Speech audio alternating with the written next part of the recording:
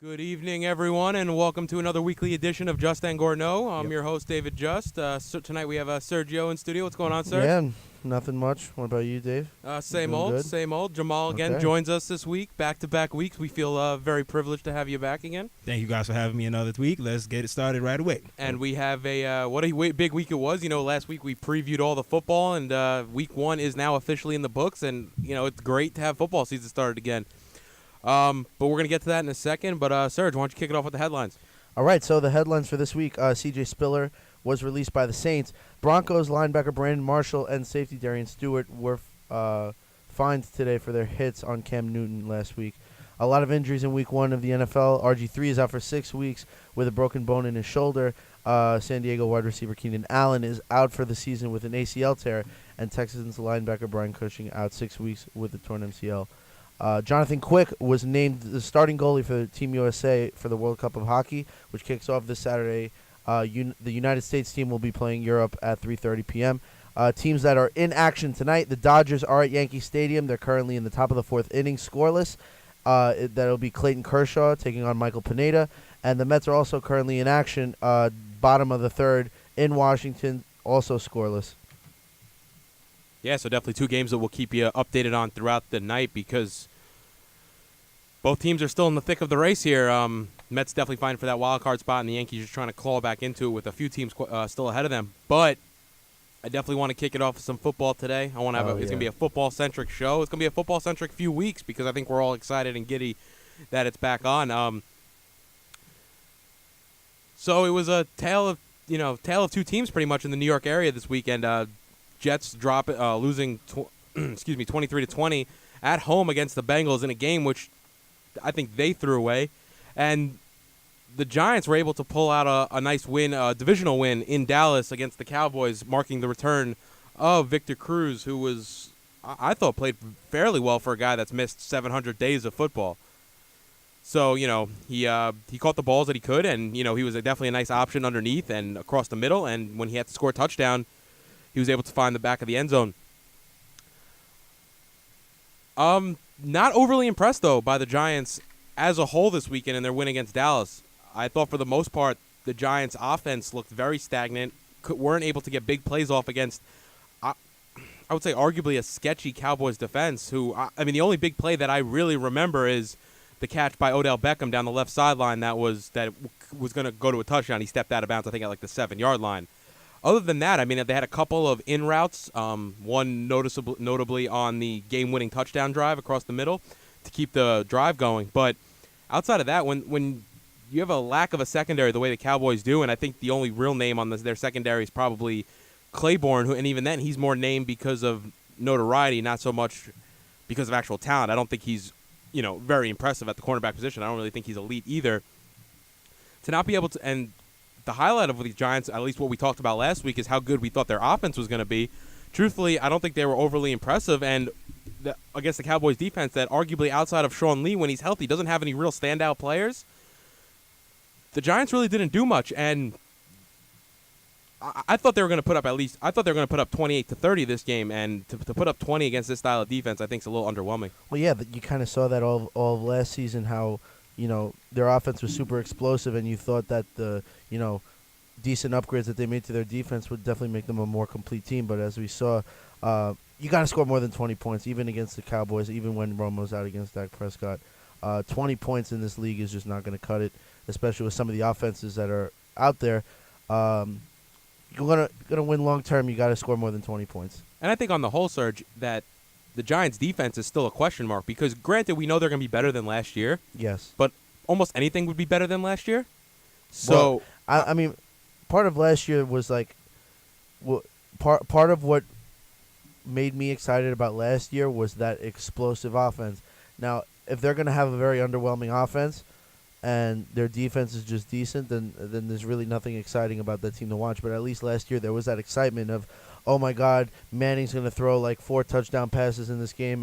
Odell's going to make a crazy, stupid catch. Right, and that's what everyone was looking for, waiting for Odell. And the thing is, the exact type of plays you're talking about are the big plays, the type of plays that I think were severely lacking in the Giants' win yesterday.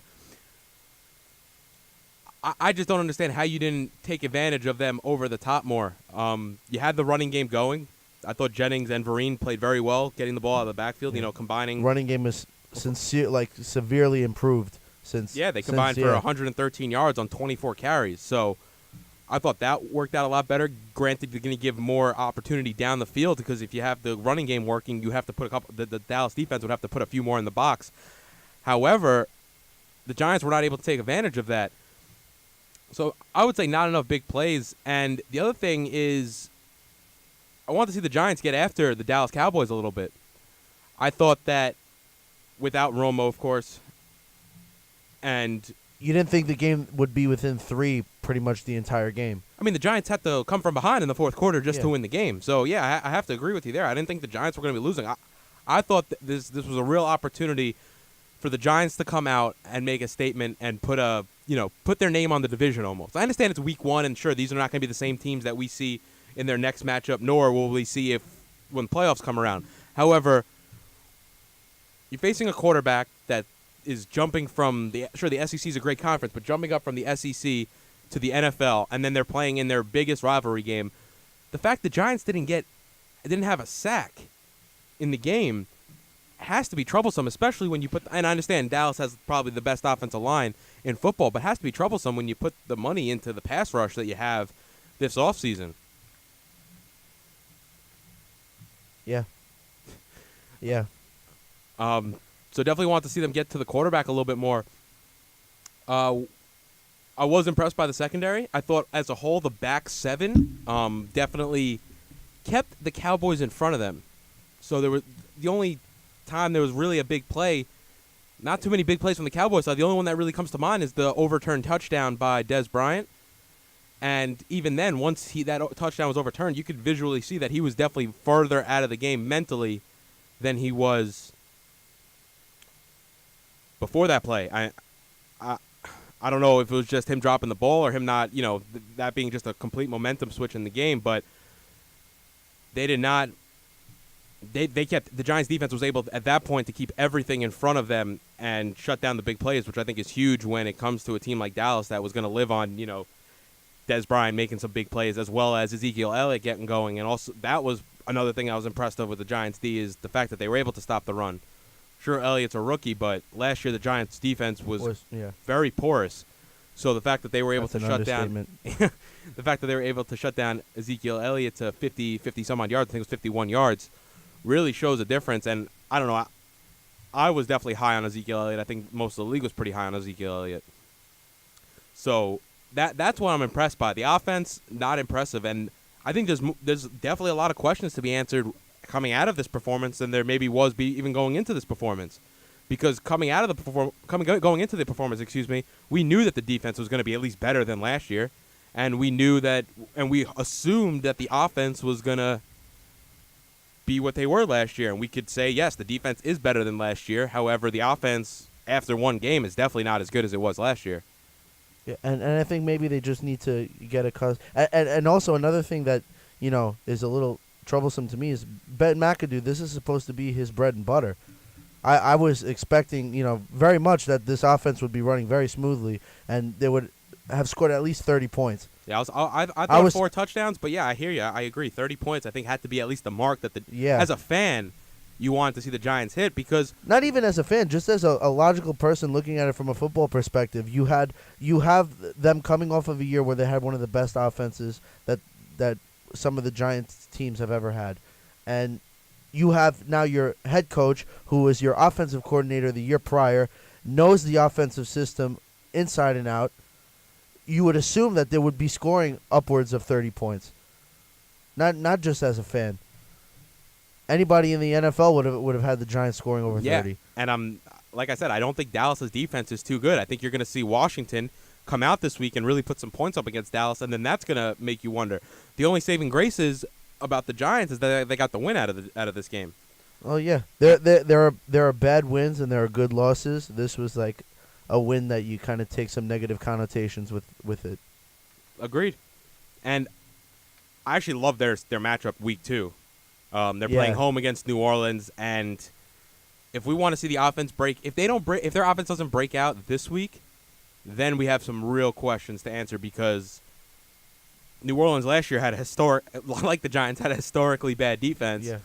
And they just let up 35 points to the Oakland Raiders in Week 1. Granted, I think Oakland's a good team. yeah. However, I think the Giants' offense is better than Oakland's.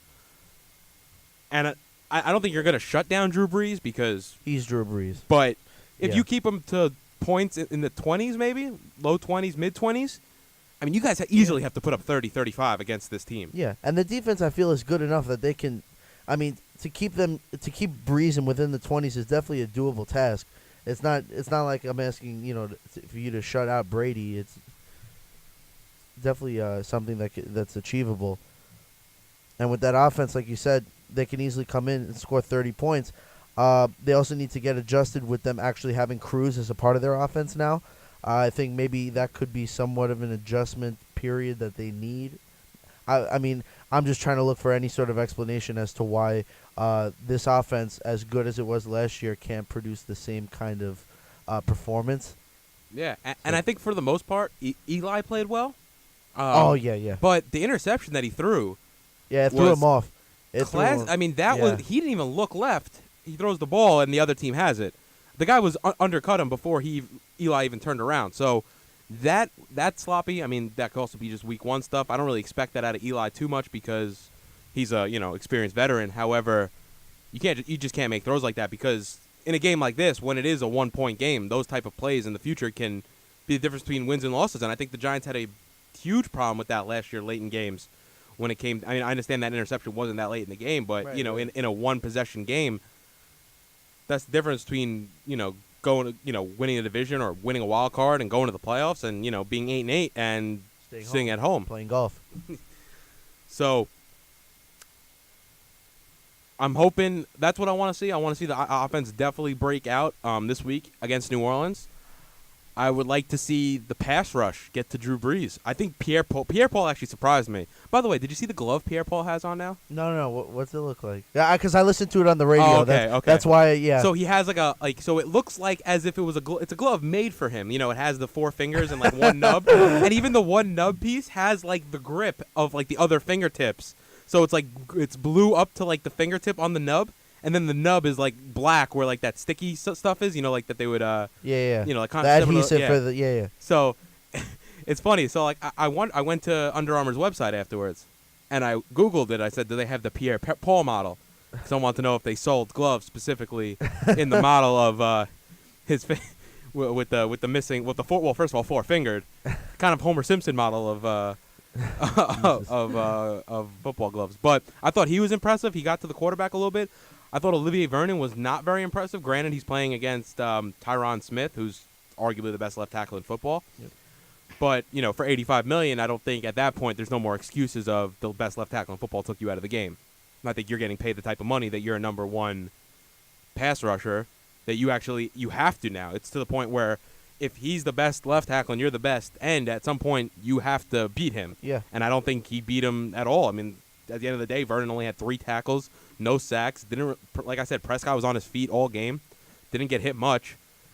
So I definitely want them to get to Breeze. I think if they can get to Breeze, that's going to help them slow down the Saints offense, which will make, I think, the Giants defense even better. I mean, you let up 19 points, you let up 19 points, against not a great offense, but without even getting to the quarterback, you're probably going to let up similar numbers, maybe a little more because it's obviously Drew Brees and his offense. But you have to get to the quarterback, and I think you're going to stop the run. As a Giants fan, I'm not worried about Ingram next week because I think Hankins and I think Snacks Harrison. Snacks Harrison's probably the best run defender in football, but I think Hankins is very, very good inside as well.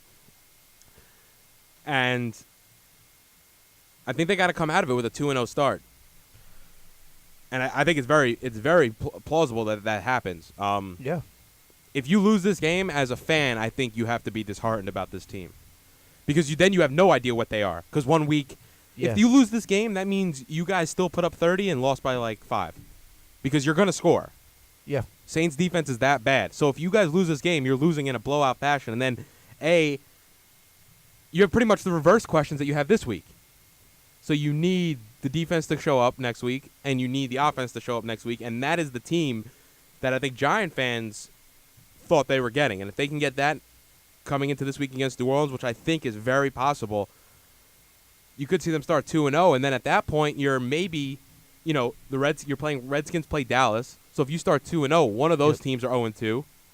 And then the Giants play the Redskins the following week. Week 3. So you could, depending on who wins what game. If Dallas wins, you can knock Washington out of the race completely week 3. You can really bury one of those two. Well, you'd have a chance to bury Washington, not so much Dallas. But And the Eagles play Chicago. So I truthfully think the Eagles are going to take that game. However, it's Monday night. It's in Chicago. Anything could really happen. And if you're thinking about it, if you're a Giants fan and you're right now tied with the Eagles, that's where you want to be. Because I think for the most part, none of us thought the Eagles were even going to compete for the division, let alone, regardless, I understand they only won one game, but if they win against Chicago and you guys win against the Saints, and regardless what happens in the Redskins-Cowboy game, to be tied with the Eagles at this point after 2 weeks and knowing that you're maybe they're the ones that you're fighting for this division. And that's a great thing, too, to have to fight for the division with Philly, who realistically I don't think is going to amount to much. For them to be the only thing standing in your way is not a bad thing at all for the G-Men. Not at all. So, yeah, I agree. Definitely need to win this week, and if you win this week, you are definitely pointed in the right direction when it comes to making the playoffs. If you start 2-0, the way that we all said last week that the first wild card is going to go to the loser of Arizona and Seattle, correct? Yes. And then so that means now if you're the Giants at 2-0, even if at the end of the season you don't win the division, you're definitely in the hunt for that second wild card because we've seen the Giants slip up sometimes, but we all thought that this is a 10-6, 11-5 football team. So that's easily second wild card spot. So if you're up 2-0, I truthfully think with the way this NFC East is, it's pretty wide open outside of the first wild card spot. And a lot of us had the Giants. I think we all had the Giants winning the division. Yep. There's definitely great chance that they're going to make the playoffs if they could start this 2-0 season. I know there's a lot of football left. However, it's going to be the start that you want, and the offense is going to have to show up this week, like we said. You're going to see Beckham. I want 100 yards out of Beckham. I want a touchdown. I want Shepard to be more involved, I would say. I want Cruz to be more involved like he was this week against Dallas. Agreed. But I think across the board, you want these guys to get some more targets. So, however that has to happen, Cruz only had 4 catches. I wanted the ball in his hands a little bit. He looked very explosive when he caught the ball, which I think was a little surprising for me because how much time he lost. But the fact is, when he got the ball, he had a great first step, and he was able to he was cutting great, well. And honestly, as a Giants fan, you have to be happy with what you saw because that gives you 3. If Shepard becomes, what he's supposed to be, right? What Odell Beckham thinks he's going to be. He should be. I'm not going to go. No, that I know. far away. Well, yeah, I know. But if he's half of what Odell Beckham thinks he's going to be, you guys are. The fact that they can have 3, guys above average options for Eli to throw to. Yeah. So as long as Eli doesn't make this type of mistakes that we've seen Eli make, and I'm including the interception that he threw this past week. So, this thing could just be, like I said, I wouldn't be surprised this week if this was a very high scoring game, and I think a lot of the Saints games are going to be like that just because. And another unusual thing, I'm sorry to backtrack here, but an unusual thing about Eli in that Dallas game was, we've always known Eli to be one of those quarterbacks that maintained his composure, like mentally speaking, and doesn't let the situation get too big. But after that interception, it seemed like mentally he just was not there anymore. That interception really got to him. He was making a lot of incomplete passes after that, and I don't think that's necessarily a good sign for them. Hopefully he's able to bounce back against a very bad defense. I think he was clearly surprised that the Cowboy defender undercut the route so far ahead. He threw the ball not even looking, so he had to have assumed the guy was almost, if not wide open, fairly open, and he was blanketed. Right, but it was surprising to me because, the guy's been in the league for how long now? He's won 2 Super Bowl rings. You would think he's been there, done that. And for a simple, speed bump like that to throw him off and mess with his game, I was very taken back by that. I was not expecting that at all. Yeah. I mean, if both these guys could very well go for 400, 500 yards this week. I mean, last time we Yep. saw, what was the score last time we saw the Giants play? New Orleans? Yeah, didn't the point total get into the 90s combined? Yeah. I'm No, pre- yeah, it definitely did. I'm pretty sure yeah. it was like somebody 50, had 50. 54, Yeah. so it's going to be high scoring, and it's still warm out, so it's not, the weather's not going to be a problem here. If you have fantasy guys on these two teams, this is the week to start them, because with these two quarterbacks, and definitely with the Saints defense and the question mark that I still think is the Giants defense, we'll see some yards and we'll definitely see some points. You're listening to Justin Gorno on WBMBBiz.com as well as the TuneIn app. Excuse me. Under WBMB, Baruch College Radio. Yep, and you can also shout out us on Twitter at Justin Gorno, Facebook, Justin Gorno Show. Everyone go like our Facebook page, por favor. We upload all of our recordings for the episodes within 2 hours after we finish them live, so they will be up there. And you can definitely reach us out on air. If you want to be on air, it's the number is 646-312-4726. You're listening to Justin Gorno. Take you to the same stadium of the locker room. Yep. We had the Jets winning this week. Am I correct? Yes. And I don't know how else to say it other than I wrote it as my first point. It's the same old Jets.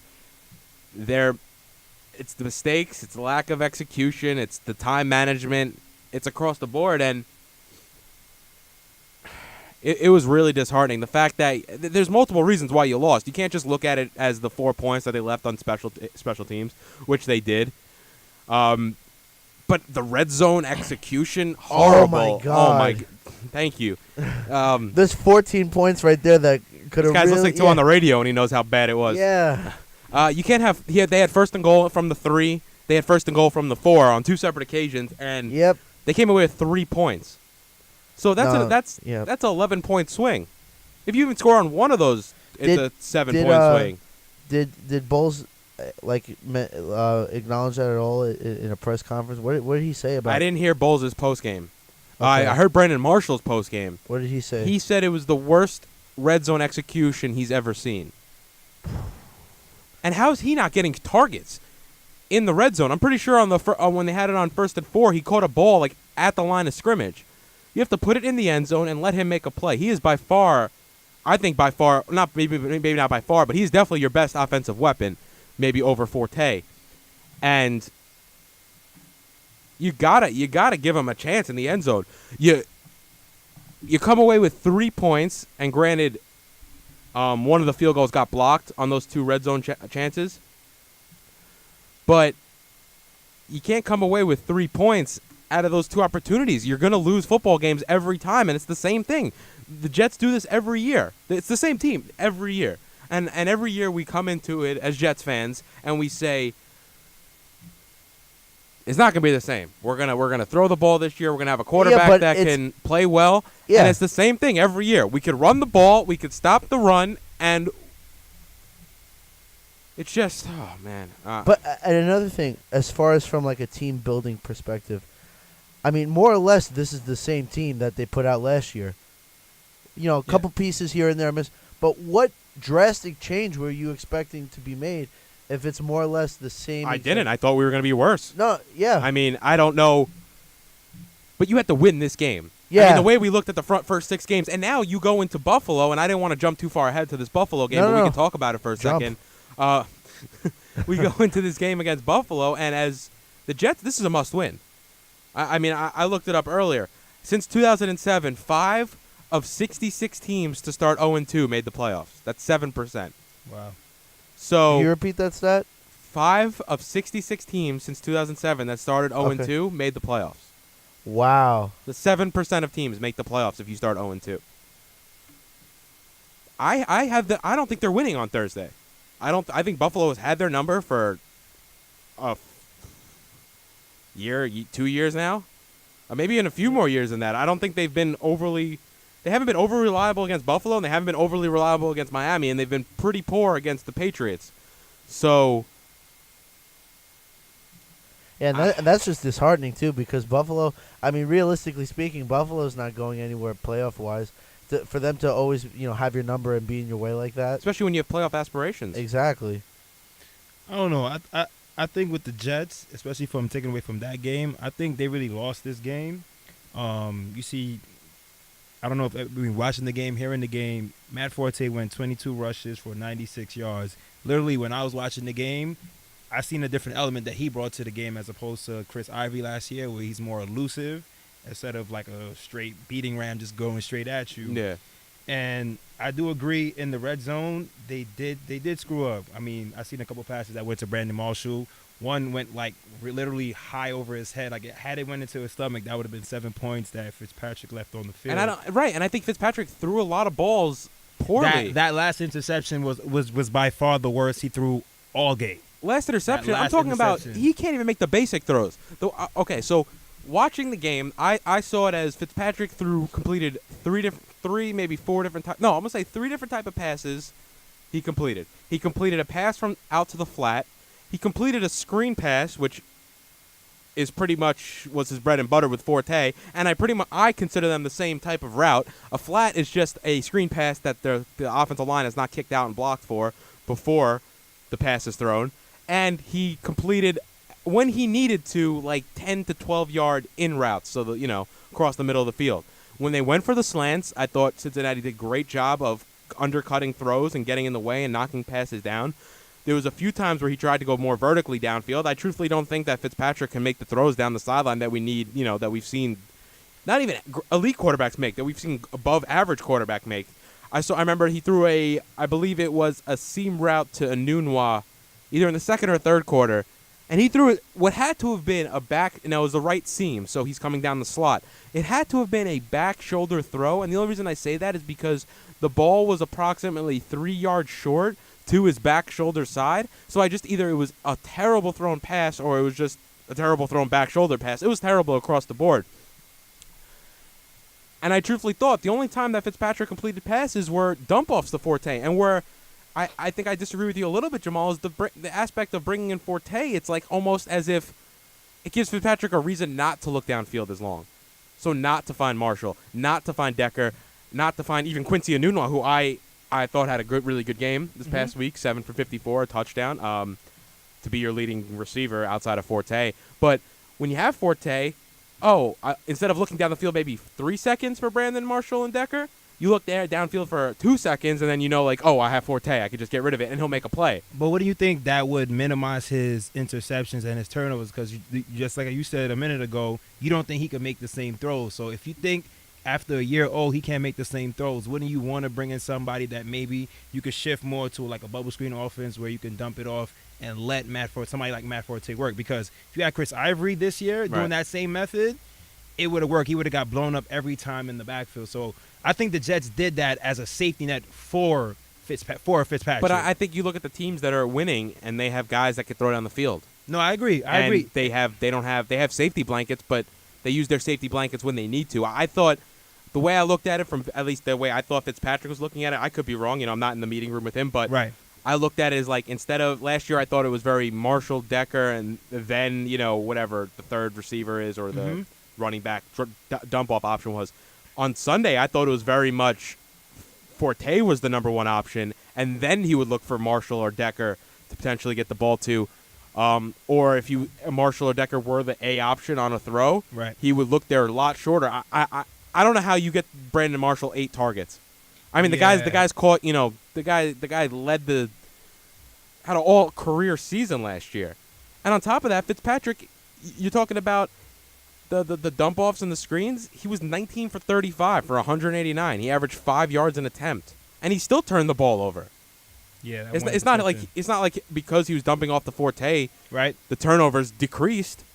He still threw 3 picks, including, and if you look at his 2 last fourth quarters between this game in Cincinnati and last year in Buffalo, he now has 4 fourth quarter interceptions in the last 2 games. Yeah, that's why down the stretch you can't trust Fitzpatrick. But just what you went back and said earlier, the teams that throw it down the field do win. That's why the Cincinnati Bengals was able to come out. I mean, how many times are we going to see the Jets give up 180 yards to A.J. Green? I mean, 366 passing yards to Andy Dalton. And we made Brandon LaFell look like an all-pro. Yeah, literally. 91 yards on 4 catches.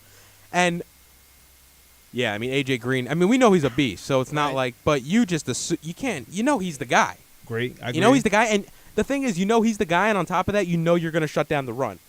So you knew the Jets were going to come out last week. Excuse me. Yeah, well, we could say last week, but I'll say Sunday. Right. And shut down the run. So that wasn't the problem. I knew that for the most part that Jeremy Hill was not going to have a good game, and he didn't. He had 51 yards, and I knew that Bernard was any impact that he had in the game was going to be strictly through the passing game.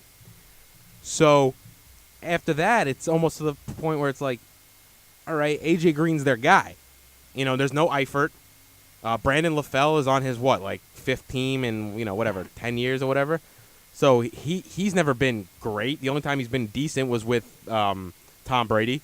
And even then, he got cut because he dropped the ball too much. And we made these two guys. I mean, A.J. Green is an all-pro, but we made Brandon LaFell into a great player. I bet you Brandon LaFell is one of the most picked-up players right now in fantasy football, strictly based off of what he did this week. Points. But let me ask you, though, don't you think that, especially, let's say go to Buffalo Bills, their quarterback, a little shaky, Tyrod Taylor, now with no Sammy Watkins at wide receiver. No, he's going to play. Oh, Sammy Watkins going to play?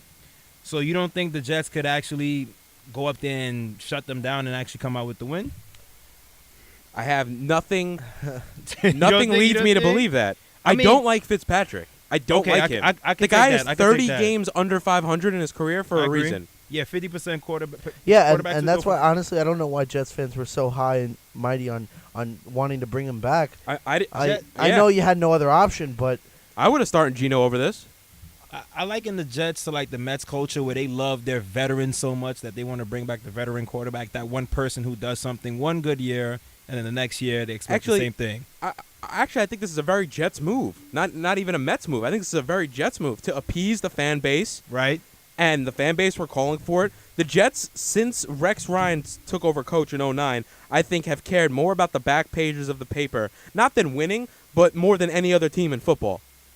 Outside of maybe, no, I would say them, because they brought in Tebow for back pages. They brought in Rex for back pages. I mean, Rex was a good coach. I'm not taking away from what he did. But the Jets have been very enamored with the back page, and grantedly so, because if you think about it, the reason the Giants get the back page is for winning.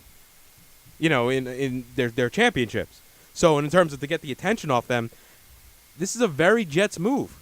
Very Jets move. And I look at Mo Wilkerson the same way if you think about it. Until they got the deal done with Mo Wilkerson on deadline day to get franchise players deals. That was definitely a fan move because every Jets fan... 15th. July 15th? Yep. Every Jets fan wanted Mo Wilkerson back. I think everyone who knows football knows that Mo Wilkerson is deserving of the money. But... every Jets fan wanted him back. There was a clear line by McCagnon saying that we are very far away. We're not going to give him the type of money that he wants, and Wilkerson was not going to settle for the type of money that the Jets were offering. Yet, with an hour left on July 15th, not even an hour left, I'm pretty sure the deadline passed, and then I found out that Wilkerson signed. So this had to be right up to the deadline. And then the same thing was with Fitzpatrick. Remember, the Jets said that they were going to cut their deadline as the first day of spring training. So when spring training starts, if Fitzpatrick's not there, Geno's going to be their guy. Yet they would never come out and say that Geno was their guy because they waited. They knew that at some point, right before camp, this was going to get done because they like making noise. They really do.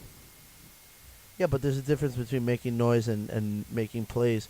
I do think that, Fitzpatrick has the same skill set that he did last year, and that skill set somehow translated to a good season. Because I don't think the teams that they played were that good. You played the NFC East and you played the AFC South. How many passes did he throw? 31. And Marshall had 14 of them. And you gave the guy 8 targets on Sunday, including 1 in the red zone, 2 in the red zone. I mean, that's a little ridiculous to me. So I hear you. Yeah, definitely worried. And the secondary, which is supposed to be one of our strengths, I would say was a weakness on Sunday. You can't let up 360 yards passing to a guy like Andy Dalton. Granted, he has A.J. Green. I don't think Dalton's that good. And you know what's a perfect example of and I know this is I'm really quickly went back to the Fitzpatrick thing. Dalton, you guys saw Dalton throw that touchdown pass to A.J. Green? Yeah. I don't think Fitzpatrick can make that throw. Oh, of That was course a not. 50-yard touchdown. That's half the field. I don't think Fitzpatrick can make that throw. And that is a perfect example of, and I don't think Dalton's elite. Dalton's, No. quality, but he's not elite. And that's the difference, I think, between a good quarterback and someone like Fitzpatrick, truthfully. I think Fitzpatrick's arguably the second or third best quarterback in his division. So, maybe even the worst quarterback in his division. Yeah, because Tannehill, I mean, he's been making some sort of noise, I feel like. And I mean, obviously you're going to count Brady and not versus his replacement. Yeah, and I think Garoppolo's better than Fitzpatrick. So arguably he's the Damn. fifth best quarterback in his division. And I don't even The like fifth. Tannehill. I had a debate with my friend yesterday. I think Tannehill's in the bottom 10 in the quarterbacks in this league. And that means I think Fitzpatrick's somewhere worse than him. I mean, it would be tough to name quarterbacks in this league that are worse than Fitzpatrick. The only reason why people would disagree with you, and I'm coming from a standpoint where I agree with you, it's mainly because, Fitzpatrick did have the season that he did last year, so that kind of resonates with people, and they have this perspective of him in their minds that he's supposed to be this guy that can consistently give you those 31 touchdown passes. And I thought connect with that Marshall. for a point, and I looked it up. Yeah, He hasn't had more than like 22 in any other season. yeah, that's my point exactly. And when you make the subtractions that you did around him throughout the offseason, on top of the fact that it was kind of a fluke year for him already to Right. begin with. And he's not and on top of that, the type of money he was demanding. Exactly. He's not a guy that's worth $12 million I a year. wouldn't be surprised if he doesn't break over like 14, 15 touchdown passes. No, well, he already has 2. I wouldn't be surprised, dude. I would not be surprised if he doesn't break. Maybe not 14, maybe like 17. Yeah, I mean, it could be very easily like 20 touchdowns this year, and that's not worth the guy that's 12. I mean, I'm expecting 30, 35 touchdowns for $12 million. I don't think we're getting that. I mean, especially against the defense that we play early on. We play Pitt, we play Arizona, we play Kansas City, we play Seattle. There's a good possibility he doesn't get touchdown in some of those games. So, and the play that summed up Fitzpatrick for me is they ran an in route to Decker, second quarter, would have gotten the Jets down to like the 7-yard line, and Decker's coming from Fitzpatrick's left to right, coming across the middle of the field, and Fitzpatrick throws it, and Decker has to reach back for it, and his feet slide out from underneath him, and he's not able to get to the ball.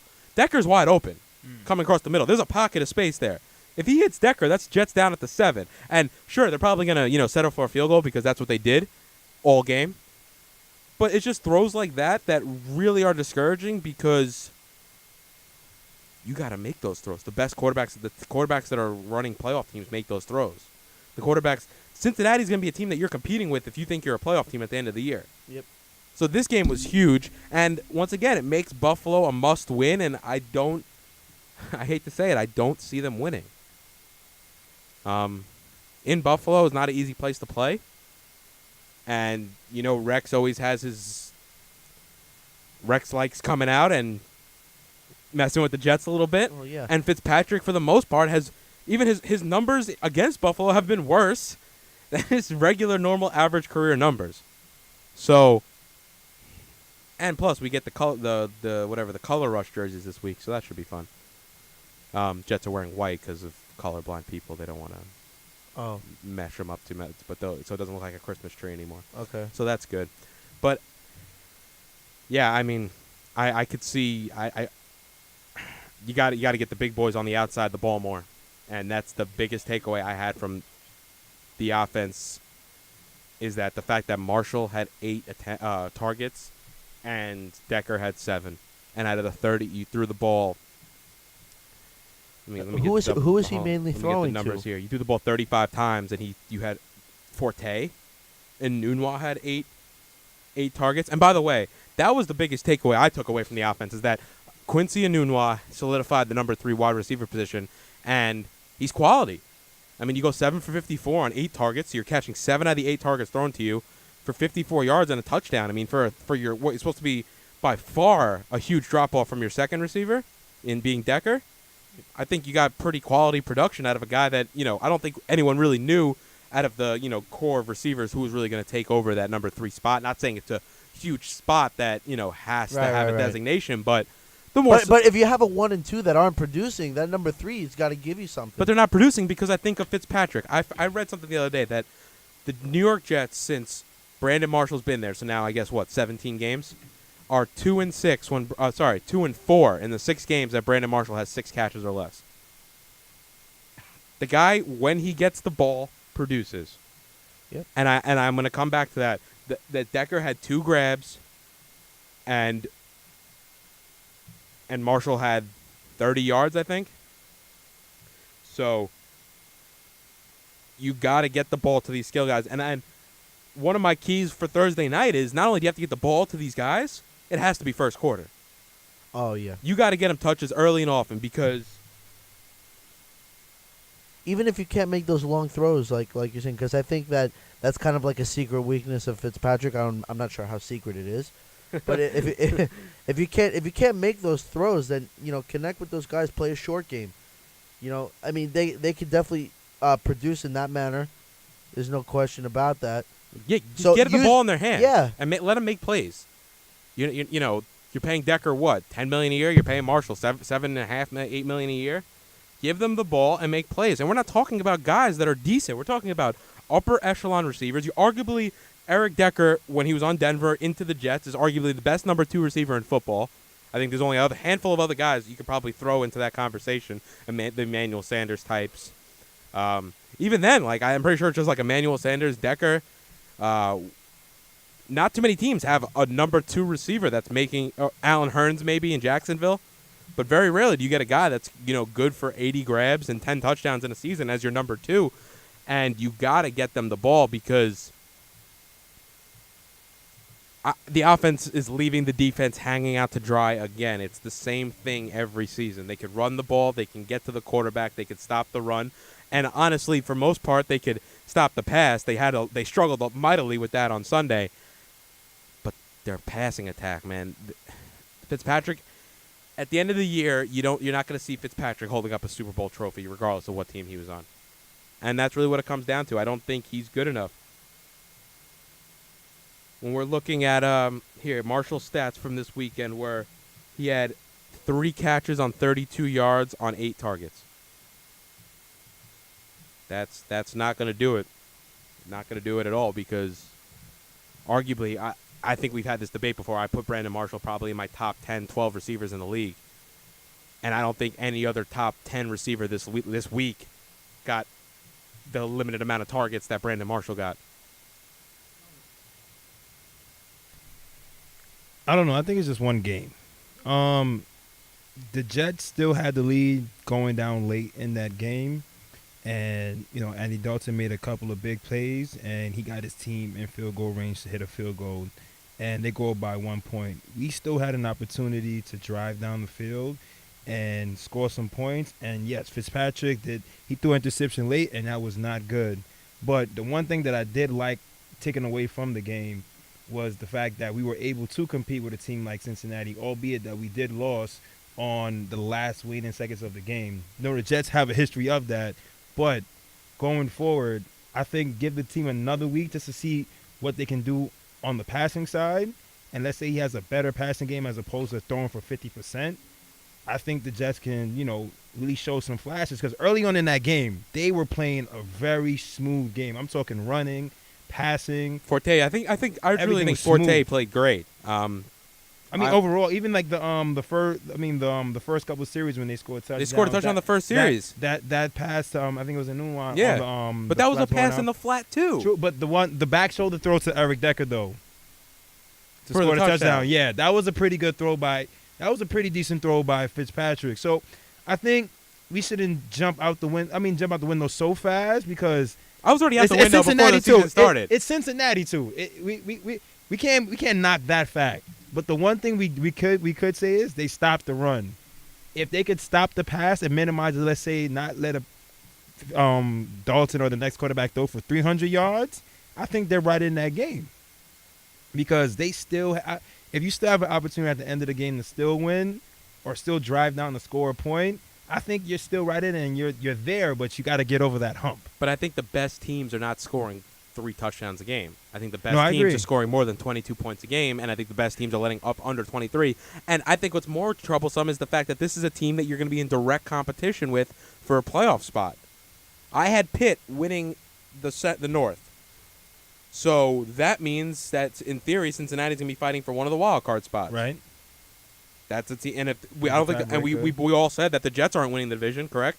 No, definitely. Right. And Patriots. I definitely, we're going to get to the Patriots in a little bit and Right. the magic that they pulled off this Jimmy weekend. G. But and no Gronk. But so that means now you're already down a game in the tiebreak Right. to the team you're playing against. The other teams are probably that I think they might be competing with is, like we said, Baltimore. We said potentially. Let me pull up our picks over here. Oakland. We said. Mhm. I think Indy might be a team that we're competing with. With the way Denver looked really good, so we might be competing with them. Yep. Might be competing with Kansas City if Denver wins, somehow can pull off the division. So now, if you're in a mix between with 4 or 5 teams for that playoff spot, now this loss is even bigger, and it might not even show how big it is until 3 months from now when we're looking at wild card standings and wondering why we don't have the tiebreak. So a conference game is huge because that's the second tiebreak of the wild card standings. And there's a lot of teams that won this week. You know, Oakland won, Pitt won, Cincy won, Kansas City won, Denver won. So like all the teams that we're just talking about that you're going to compete with moving forward won their respective games this week and already won, not only one game ahead of you, but some of them have conference wins. No, that is true. That is So true. I think it was huge, and not only that, I mean, I said it before, so I'll just say it again real quick.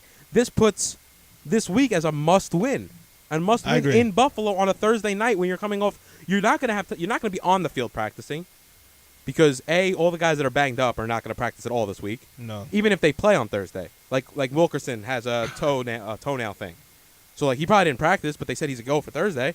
And I'm not saying he has to practice. He's a great player, and I think he's one of the best defensive linemen in the league. But there's guys that are at middle level that are like David Harris, is a good player too.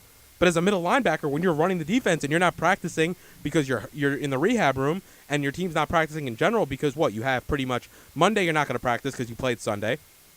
Tuesday you might have a walkthrough on Monday. Okay. Tuesday you might have a practice, but I doubt you're practicing in full pads because Right. you're not risking anyone getting hurt. Yeah. Wednesday you're traveling. I doubt they're traveling to Buffalo on the Thursday of the game, regardless that Buffalo's right here. So you're not practicing Wednesday. And then Thursday's game day, so you're not practicing during the day on Thursday. So in theory, you may have one practice going into this game. So will Buffalo. However, I had higher expectations for the Jets than I did the Bills. Mm-hmm. And now, sure, this is a must-win for the Bills too, but I think the Bills are just a worse team. I think they lost to a Baltimore team who is not highly explosive on offense, and they were not able to put points. Granted, it's a good Baltimore defense. I just don't think they're that. I don't think Baltimore is that good. I see them finishing third in their own division. So, Right. if you're the Jets now, going into the must-win with very little practice time, get on a short week. Like this was the scenario that I didn't want. And that's why I think it was imperative that they won the first week. But seeing that it is Buffalo and it is a short week and they're not the best team, I mean, Tyrod Taylor only threw for 111 yards. LaShawn McCoy ran for 58. So, I mean, the Jets proved they could stop the rush. So I'm pretty sure they'll lock down LaShawn McCoy and they'll force Tyrod Taylor to beat them. So, I don't know. I mean, I think the Jets, even though it is a must-win, I think they will pull it out. I don't think there's going to be that much of a resilient fight from Buffalo. Yeah, Yeah. but they've always had their number. That's No, the I thing. agree. That's And the also, I thing. just don't think how it's lining up is ideal for the Jets.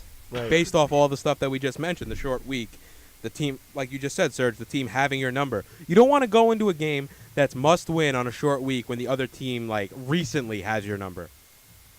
So I have the Bills winning this week. And if the Jets start 0-2, like I said, only 7% of teams since 2007 that started 0-2 have made the playoffs, 5 out of 66. And with the Jets' schedule the way it is, I mean, we went over the schedule last week, Jamal. Yeah, it's brutal. It's It's brutal. The brutal. first 6 games are ridiculous until you get to Cleveland. And there's a really good chance that There's Well, a not re- a good. There's a really good chance if they lose this week against They're Buffalo, going they're 0-6. going 0-6 to start the season. Yep. The only other game that I think now is a possibility. Seattle.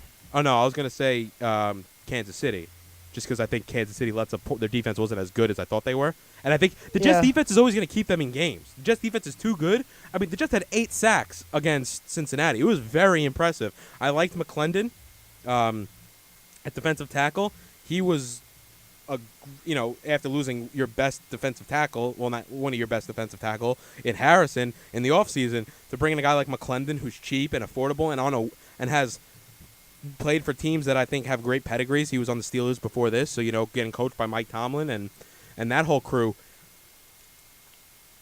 And needless, and that's of course what's saying without Richardson comes back on Thursday, and Richardson didn't even play this week, so we had 8 sacks, and we're bringing back one of our best defensive linemen. So I think when it comes down to it, Jamal, I think they're definitely going to contain McCoy. The Jets I very rarely let up a 100-yard rusher, and their line is quick. However, can I see Watkins have a quality game? Unfortunately, I can. I don't. And I don't know how the Jets are really scoring many points. I don't. I don't think. I mean, Sammy Watkins is on the level of an AJ Green to do that to Darrelle Revis, and I don't think Tyrod Taylor is going to have a big day against that Jets secondary. I mean, albeit throwing towards Sammy Watkins, because I think Darrelle Revis, after having a bad week, albeit against AJ Green, one of the top receivers in the league, I think Sammy Watkins, even being injured, he's going to still. I mean, Sammy Watkins, who's still struggling with a foot injury, he's not going to be able to go as 100% against Darrelle Revis. So I think the Bills will be able to shut him down and force Tyrod Taylor to be either a scrambler or force him to throw to other people.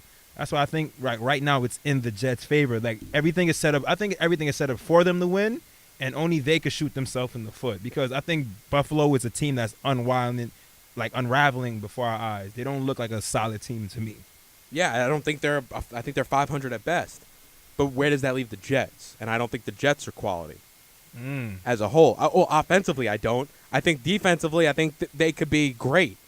However, I think they have players at every position that, unfortunately, the secondary didn't show up, and I think that was blown assignments and missed coverages. I mean, you look at that A.J. Green touchdown pass, Revis, I'm pretty sure, until the final 10 yards, was fairly confident that he had safety help over the top. Yeah. And then it was very similar to the DeAndre Hopkins play. Now, looking back, both those plays are going to fall on Darrelle Revis' shoulders, and everyone's going to say, oh, Revis Island, Revis, the normal stuff. Oh, Revis, now it's Revis Peninsula. The normal stuff that they hate on Revis for. Sorry, the guy's 31, and unfortunately he's still, top 5 corner in the league? Right. And that's a whole other conversation. Cause yeah. I'm gonna talk about that in a second, because I don't understand. People talk about how Darrelle Revis isn't great anymore, and he lost a step. What player at 31 hasn't lost a step? But if is it fair to say he's not great to the standard of which we know him to be, as shutting down wide receivers week after I week think after our week? standards are ridiculously high for them. Like, we'll watch a Jets game, and he'll let up like a 12-yard catch, and everyone's like, Revis is garbage. Revis just let up a first down. Like, think about the standards we hold this guy to. Yep. Like, we think, okay, so if those two plays, the Hopkins from last year on Houston, and then A.J. Green, they look bad on Revis. But we don't know the whole, he's never going to call out his safety in public and be like, oh, Calvin Pryor left me hang out to dry, or Marcus Gilchrist let me hang out to dry. He's never going to say that, because of the type, you just don't do that to your teammates, Only D'Angelo Russell does that to his teammates. And, got him. And, so he'll never say that. Shots fired. But if you look at it, it's very, if you see the play from over-the-top view, it's very that the minute that ball is caught, Revis looks around, he'll never go up to Pryor and berate him, or go up. I don't know who it was, Pryor or Gilchrist. Right. I assume one of those two guys' responsibility as a safety is to make sure A.J. Green doesn't do that to you. But both those plays, he definitely was supposed to have over-the-top help. And I think the standards that we hold Revis to are just unreal, to get back to what we were talking about a second ago. We really, I don't think the guys like the Patrick, the guys that we compare him to, the Josh Normans, the Patrick Petersons, the Richard Shermans, I think there's a few other guys I'm probably not throwing in there right now, but I think those are the main 4 or 5, correct? They're not going to do what he's doing, I don't think, at the age of 31. No. He's really above average, and the fact that they're talking about him changing his position in a couple years to safety is only going to prolong his career. And if you don't think he's going to be a quality center fielder as a safety, or a guy that can hit hard, well, then you haven't watched him play in his career, because as a corner, he's a great tackler, and, the guy has ball skills that I've seen him compete with balls in the air with Randy Moss before. So, just the reason I'm picking him out because it's big receiver in the division for a while. I wasn't, but he's elite, and I think to get back to what you're saying, it's like as football fans, we have unrealistic expectations. Yeah, the fact I that agree. he's in that group of corners and he's 31 should say more than the fact that he let up a first down. AJ Green had a big game. He let up a 54-yard touchdown pass. If you look at the X's and O's, not all of it's his fault. Like last year, I remember Week 17 against the Bills. Like Sammy Watkins caught that crucial first down at the end of the game, right? It was a 7-yard out route. 7 yards. That's what he got. And people were on Revis, be like, how can you let him do that at the last play of the game? It's like, guys, he's really good. And if you think he lost a step, yeah, he has. He's 31. He's not 23 anymore. But if you don't think he's a top 5 corner in the league, he's going to prove you wrong. Yeah, those people right there, you'll call those fanatics because, we've seen on many plays that you can't – it's really hard to stop a 7-out route or, a slant that's coming in because they get rid of the ball so fast, and the receivers most of the time have the free release, and they'll get the call. If Right. it's a call and regardless. a defensive play can't touch him. You can't You touch can't a guy do anymore. anything, And if you so- don't turn your head around, it's pass interference. Mm-hmm. So I think it's really – I think a lot of people pick on Revis. And granted, when you make $70 million, you're going to be the guy that gets picked on, good or bad. But it's almost like too much of a good thing. We've been spoiled with Revis year in and agreed. year out. If you think about it, of solid arguably, corner yeah. play. And if you don't think that defenses are not still game planning for him, and he doesn't take away at least, let's say, a third of the field, you don't really watch football because he does. And if you think about it, he's probably the best player that the Jets has had since, I want to say, Chad Pennington. And he was Pennington. He might be the Jet. He might that be was the our Jet. last solid quarterback. I mean, maybe. I look at it as the Jets have only had one pretty much franchise quarterback in their entire history. Namath. And have had Namath, right. And even then, if you look at Namath's career numbers, he wouldn't even be a Hall of Famer by today's standards. He was a Hall of Famer because of the name and what everything came with it. He has 80 more interceptions than touchdowns in his career. So it's not like Namath was a great player.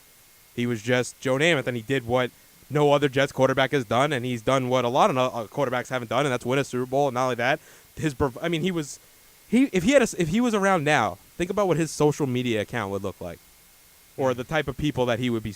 He would be a fly. He was dating all the models back then.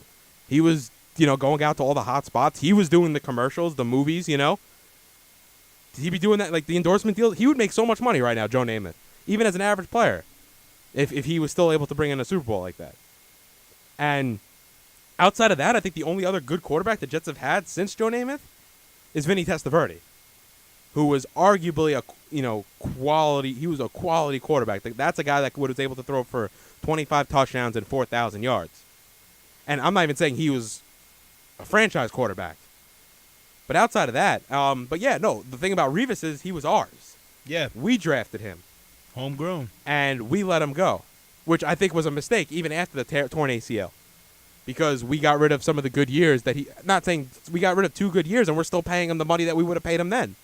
We gave him $70 million because we didn't want to back then. That was the market, so we traded him.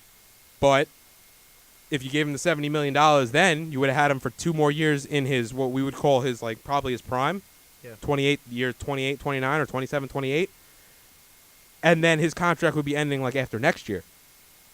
So then when that deal comes back around to re-sign him after next year, you probably have a little more of the bargaining power because you're saying, well, Darrell, you let up, you're not the Revis Island anymore. But the fact is you have to compare him to, what you're comparing him to is the guy that took away half a field. Arguably one of the best defensive corners of all, man-to-man defensive corners of all time. And if you look at the Shermans, the Petersons, those guys now, even them, they don't take away half the field. I mean, if you look at Josh Norman, he plays zone in Carolina last year. Richard Sherman only plays the left side of the field. No guy was I don't think out of the top corners right now, maybe other than Patrick Peterson, consistently goes out and lines up one-on-one with the best receiver on the other team and was able to take him away the way the Revis has. I think he's still capable of doing that. I think he had a bad game against A.J. Green, but I think a lot of corners have bad games against A.J. Green. Another thing, though, from the Jets, like, front office standpoint is how long are you going to delay building your team like a real team? Because, I mean, do you want Revis to be a part of a team that ultimately makes a run? The answer is yes. I think the defense is run-worthy right now. The defense, though. Yes, agreed. I'm talking about the team in general. So, I mean, if you're making these stupid decisions like re-signing of a Fitzpatrick, you're basically delaying that process of getting that team that is capable of making a deep run. And by the time, and now that you're delaying it, by the time you're ready to make that run, Revis is probably too old. He's not going to give you this nowhere near the same production that he's giving you now or a couple years ago. Yeah, I agree. And the same thing with you guys. You have money invested into Wilkerson. You got money invested in David Harris. You got money invested soon to be into Sheldon Richardson. You got Leonard Williams coming up. They're doing this everything. Is the time to, I think, try to win. And I don't think Fitzpatrick. I don't know if there was a quarterback situation this year that would have helped them win, though. Yeah, especially in the AFC. Look at the top teams that we're thinking about. But if you were gonna be bad either way, like you said, you might as well start a Geno and just let him play around with the league and see what happens. Yep. If you were completely gonna be agree, bad because either way, might as well invest into the future. And he's I a agree. free agent after this year. So worst comes to worst, he leaves, or he plays really well and you give him a long-term deal. But it was only a win-win for the Jets if Geno played this year. Now the Jets are in the same situation next offseason they were this year, but the difference is they're going to be picking between Hackenberg, Petty, and potentially Fitzpatrick again, unless somehow the Jets go 4-12 or 5-10 and get then a first round pick. like top 6 pick. Then okay, you're probably not looking at Deshaun Watson, but there's definitely going to be some other quarterbacks in play there. They're almost like with Fitzpatrick, they're almost like a little too good to get top 5. It's basically like But they're a little pick too a bad. side of the fence and Right. get on it. Yeah. I think they're going to finish in a very similar spot where the Giants finished last year, kind of like 11th, 12th pick, maybe 10th pick. Yep. And at that point, you weren't as good enough to make the playoffs, but you weren't bad enough To get a really good pick. to get a franchise quarterback without having to turn around and trade some of your assets. And you definitely want to try to keep the D-line together.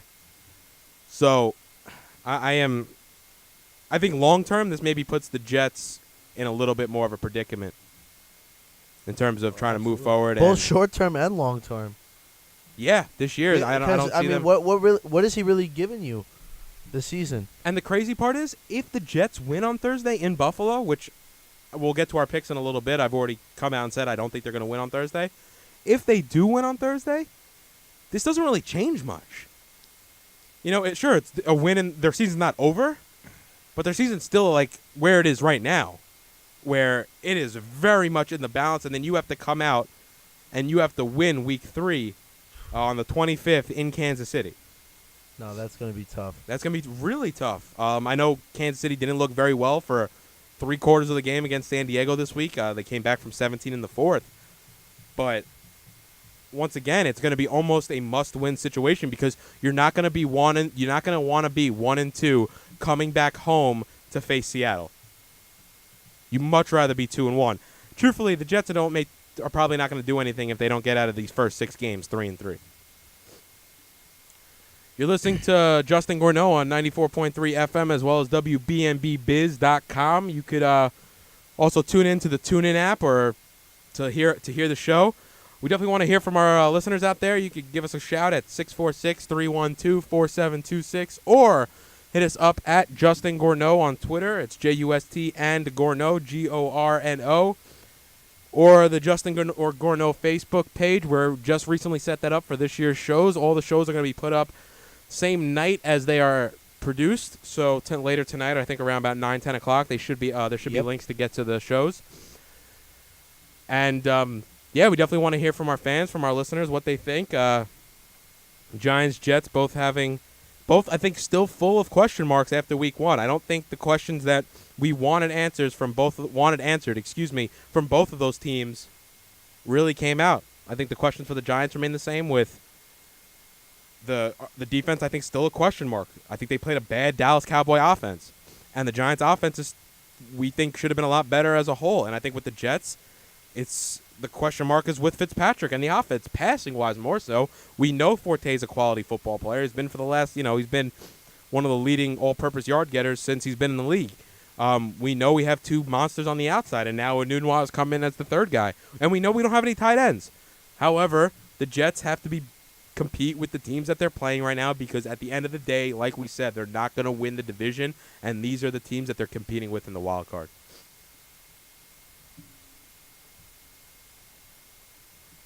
So, what do the Jets have to do on Thursday night to win? Shut down McCoy and stop Tyrod Taylor. I think that'll be it because as long as you can stop those, I mean, Baltimore held them to a touchdown. If they can hold them to a touchdown and maybe even kick some field goals, I mean, hopefully Nick Folk don't miss any. But I think the shut down Sammy Watkins, shut down LaShawn McCoy, and force Tyrod Taylor to beat you. And definitely get the ball to Marshall and Decker early and often because it's for the receiver. I think it's different than a lot of positions because running back, you're going to get the ball. You're going to get the touches. Receiver, it's very wide open. If you could be blanketed all game, or you could have a quarter where you get 6 grabs. So I think receiver, it's more imperative that they get rhythm. Yeah, so I agree. Get the ball in their fingers. I think I know it's going to sound weird, but feeling the ball in your hands, mentally does a lot. It gets you I think you run when you get the ball in your hands, you run your routes harder because you know the ball's coming your way. I think for the most part, Marshall didn't think the ball was coming to him at all this weekend, and I could see why because a lot of times it was a dump down, or it was You can't look to a Nunwa the same amount you look to Marshall in terms of targets. So get him the ball often, and I think the secondary have to be a lot better. Give that defense a lead. I couldn't agree with you more. Give that defense a lead, 100%. I don't know the numbers, and I would love we don't have really producers that could look up this. We don't have the Elias Stats Bureau or whatever. Yeah. But I would love to know what the Jets' record was, even like the last 2 years, or even last year, when they gave Fitzpatrick the lead into the fourth quarter. Ooh. I would have to assume it's Well, he's already off to 0-1 so far. Yeah, right. Well, did they have the lead going into the fourth quarter? Yeah. I think they lost it in the last couple minutes of the fourth. Let me see. No, they were winning going into the fourth. Yeah. No, Cincinnati was winning. Oh, yeah. 20-16. 20-16, okay. And then Folk hit 2 field goals in not back-to-back possessions. 11 minutes left and 3 minutes left, and then Nugent hit the winner with 54 seconds left. So give the defense a lead, at least to work with. They had the lead at halftime, but it was only 16-13 with Nugent hitting the field goal right at the end, which was very sketchy. I don't know if you saw that play. The Jets got called for a defensive illegal alignment or illegal formation on a field goal. I didn't even know there was a defensive illegal formation. Apparently, you can't have too many defenders on the same side on one side of the ball on the block because let's say you had 10 guys on one side, you're easily going to block it every time. So, but it was just weird. It was weird. So. Definitely want to move on to the rest of the league. I think there's definitely some talking points to go around to the rest of the league. I definitely want to go over our picks, Serge. So we did poorly this week, guys. We did pretty poor, and I did the poorest out of the 3 of us. But it's week 1. We're gonna keep a running tally. I went 8-8 this week. I know the 2 gentlemen in front of me went 9-7. So congratulations, taking the one week lead. But. Oh wait, that's actually incorrect. Jamal went 8-8. Me and you went 9-7. Oh, nice! Aha, Jamal in your face. Yeah, I'll take it. But we'll go over it, and we'll just I definitely want to talk about. We could go through our picks. We'll go through some of the games individually and tell just get some of the ideas out there and what we thought. So I know the Thursday night game, Carolina. Yeah, we all had that one wrong. Yeah. Yeah, we all picked Carolina and. They had the lead. They had the lead, but Cam, and I think that was a big talking point. And as Serge mentioned on the top of the show, we're seeing some of the fines being levied down from that game. But Cam was taking some shots. Yeah. And I really want to get your guys' opinion about this. So Cam, you saw the headshots, right? I thought Cam took a lot of shots that, had it been the Brady, the Breeze, the Rodgers, there would have been different outcomes in the moment. Some of those shots weren't even flags. They weren't even penalties in the game. So I guess my question to you was, if that was Brady that got those type of shots to the head, A, I think they definitely would have been penalties. But B, I mean, I think you would have seen a lot more of an outcry from the quote-unquote NFL community. Yeah, I think it's two things. Usually when Brady is either, let's say, taking a shot like that, majority of the time, he's in the pocket. And that pocket, it's something, the pocket protects a lot of quarterbacks when those hits come their way a lot of times. So the only thing, even though the hits on Cam were all supposed to be flagged, were personal fouls, I think it's something to the fact that if you run outside of the pocket, you open yourself up to those hits because now you're looked at as a runner, even though you are a quarterback. But still, I mean, when you're leading with the head, No, I these agree, are I agree. these are the hits that they're trying to get rid of. No, I agree. Those hits were all penalties. I blame that on the refs for not calling those. Right. But I think it's hard. It's also hard for the refs now because when they play most games, how many quarterbacks are usually out of the pocket and scrambling and are making moves like that? Probably Big Ben, Russell, probably Russell Wilson, Cam, Rodgers, maybe a But few. right. Rodgers barely. But Rodgers is barely. more like throwing on the run. He doesn't really Yeah. scramble, but he's out of the pocket. Yeah. Okay. But, like, let's look at the guys who take a lot of punishment in this league. One of them, Big Ben, Mhm. you know, he don't get a lot of calls because of his size. Right. Cam Newton, a lot of the times, even it all goes back to the Michael Vick thing. Michael Vick, when he used to scramble out the pocket, he would get plastered. Not like the bad fouls that happened over the Carolina game. But I think it's something that the NFL has to work out because they're leaving their refs on the island because they're viewing Cam, okay, is he running? Is he coming back to pass? How do we view him, as the passer or as a runner because he left the pocket now? Like, I think he should only be viewed as a runner if he passes the line of scrimmage. Right. And then as open season, you could But hit even him. then, you can't lead. I don't think you should be going after Of his course. head. Of course not. Yeah. Yeah, but then these cornerbacks are about, what, 5'11", 6 feet, 200 pounds, Yeah, but they are 215. launching at him. No, I agree, and I'm not defending those cornerbacks, but I'm just trying to say is like, how do you bring a guy like Cam Who's who's 6'5", running 6'5", 200, maybe 60 pounds, running full speed at you, Yeah. and you have the NFL not already on your side as far as like letting defensive players tackle. Right. So it's hard. I don't know really how to really phrase it up, but I think he should have got those calls. Yeah. He I mean, should've got and those I believe calls. the league thought so too. They all came down afterwards. I think there's and if you look at it with Big Ben, it's the same thing. It's because you look at these quarterbacks and they're quote like this. They're big. They're like 6'5", 6'4", but they're mobile. So they're not like Brady's 6'5". Manning was 6'7" or whatever, 6'6", but they weren't mobile. Right. So when they got hit, it's almost like they were standing still, so you had more time. I understand what you're saying. Cam's running, so a lot of times you're leading with the head, and you might not have meant to hit his head, but it just happens that way because Right. he's moving. But I feel like because they're quote-unquote bigger guys, like Breeze, if he did this, I feel like because he's a smaller quarterback, there'd be more scrutiny. But I think the refs let a lot of more stuff go because they think, oh, well, Cam's 6'5". You know, he's putting a bruising out just as much as he's taking. However, the difference is the leading with the head. Right. And I think agree. that's where you get into very dangerous, very dangerous. So we were off about that. Denver looked better than we thought, I think. The defense clearly still elite. Simeon, I think, a little bit better than all of us projected. I was actually the only one out of the three of us that have Denver going to the playoffs. I just want to keep refreshing. I don't. I know. I mean, think about it. That defense is still that Super Bowl quality defense. But Right. they could have lost to Carolina. Carolina did miss on that field goal that they did miss in the last seconds of the game. So we can't really.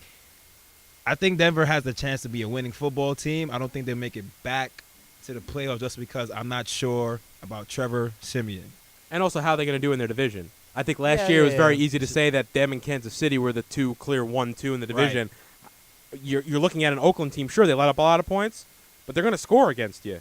And I agree with you completely. I think Denver's D is top notch. You know, the players that you did lost, the Malik Jacksons, the Danny Trevathans, I don't think are the type of losses. You bring back the guys that you need. You have Talib already on the contract. You have T.J. Ward as your safety. You have Brandon Marshall, the linebacker, steps right in and fills that hole that Trevathan left. And then you have the best pass rusher in the league. I mean, Von Miller outside maybe J.J. Watt, and even then, I don't know. It's obviously back and forth with them two. J.J. Watt not playing right now. Von Miller right now is probably the best pass rusher in the league. So, agreed. But I think Oakland now adds a threat that maybe they're fighting for those games a little bit more than they have in the past against Denver. So we were off on that one. Atlanta versus Tampa Bay. Wow. Yep. Um, Me and Dave had Atlanta. Yeah, and Oh, I man. have Atlanta. I had Atlanta as my 6th wildcard team this year. Once again, I think they were very disappointing. The offense really didn't get going, and I think Jameis Winston is on the verge of breaking. Yeah. I mean, he maybe not on the verge. He might have He's breaking out. This guy, I think, is going to have a pretty good year. I don't think any of the defenses in his division, at least, are difficult to play against. I mean, you look at Carolina; they let up 21 to a guy that's a 7th-round pick, a first-year quarterback. You look at the Saints. We know how bad their defense is. We've already discussed it in this show, but pretty sure we all said that the Giants should easily put up 35 this week against the Saints. And you look and Carolina, the Saints, and they already beat Atlanta. And I don't think Atlanta's defense is anything special. Secondary is not great. The pass rush is decent, and I'm really underwhelmed by Atlanta, truthfully, coming off of the first week, and I think Jameis is poised to have a really good year. You know, you throw for 4 touchdowns, only 1 interception, and those are the type of numbers that. He's the guy's a first overall pick, excuse me. So he definitely, has the capability of putting up these numbers. You just when he starts doing it, it's almost like, hey, it's an I'm here moment. Sorry. Right. Trying to say I'm a here, but yeah, and especially throwing, telltale sign throwing 69.7% of his passes, where last year he was just knocking at 60%, and right now he's pretty much close to 70. I think that's a very big improvement on his part. Yeah. So I think Jameis is definitely one of those players to watch, and wouldn't be surprised if he has a monster year. So Baltimore played in Buffalo. Buffalo played in Baltimore. My apologies. And close game, 13-7. I think Buffalo's in a similar position. Must win on Thursday against the Jets. A winnable game this past weekend, very similar to the Jets. And if Buffalo wants to be considered a playoff team, which, like we said, everybody does, and we all think, I think that the 5th spot in the AFC is going to the second-place team in the AFC North, right? Either Cincinnati or Pittsburgh, or depending on who we picked. You would assume that Baltimore potentially could be that team that's fighting for that last playoff spot. You have to win these games against the teams that, especially conference opponents, that you think are going to be in the fight with you towards the end of the season. Cincinnati's one of those teams. Baltimore, I think, also is one of those teams, and I don't think Buffalo's a playoff team. So am I surprised that Baltimore beat them? Not really. It was a very low-scoring game, and they're going to have to do. They're going to have to do more. Buffalo's going to have to put more, obviously more than 7 points a week, but their offense is going to have to look a little bit better than they did this week. I think Tyrod Taylor going 15 of 22 for 111 yards. 111 yards, that's all you got out of him. You got McCoy, 58 yards on the ground. You need more out of McCoy, and this especially coming up to this week when you have a defense like the Jets, especially against the pass. Let's be specific. I don't think McCoy really improves on those numbers. And overall, Flacco had a quality game, 23 of 34 for a touchdown. They can get their running game. I mean, the running game was not supposed to be that great this year, and truthfully, Mike Wallace played a little bit better than I thought. And that's with Steve Smith not even breaking out. He only had 5 for 19, and Steve Smith, I think, is still capable of putting up some big numbers. Yes, he is. Next game was that we picked was Houston against Chicago. We all got that one right. Yep. Houston played well. Although it kind of at the end of the first quarter when Chicago had that lead on them, I was very surprised as to how sloppy their game was. Yeah, I agree. When they had that 7-0 lead, I was very, very surprised. What is interesting from Houston's point of view is Osweiler looked good. You bring him in the offseason, 22 of 35 for 231. He did what he had to do. Lamar Miller looked really good, which I think a lot of people were bullish on Lamar Miller. They knew how Houston's ran in the past with even guys like Alfred Blue and Arian Foster wasn't his prime back, a few years ago, however, injury bug. But we knew that he was, we thought he was going to be good, and he was, 28 for 106. They fed him the ball a lot. And then the other thing that I think Houston actually has now is a secondary wide receiver. Will Fuller came out 5 for 107 and a touchdown. And I know, Will Fuller coming out of Notre Dame last year. I know, he's a rookie, first round pick.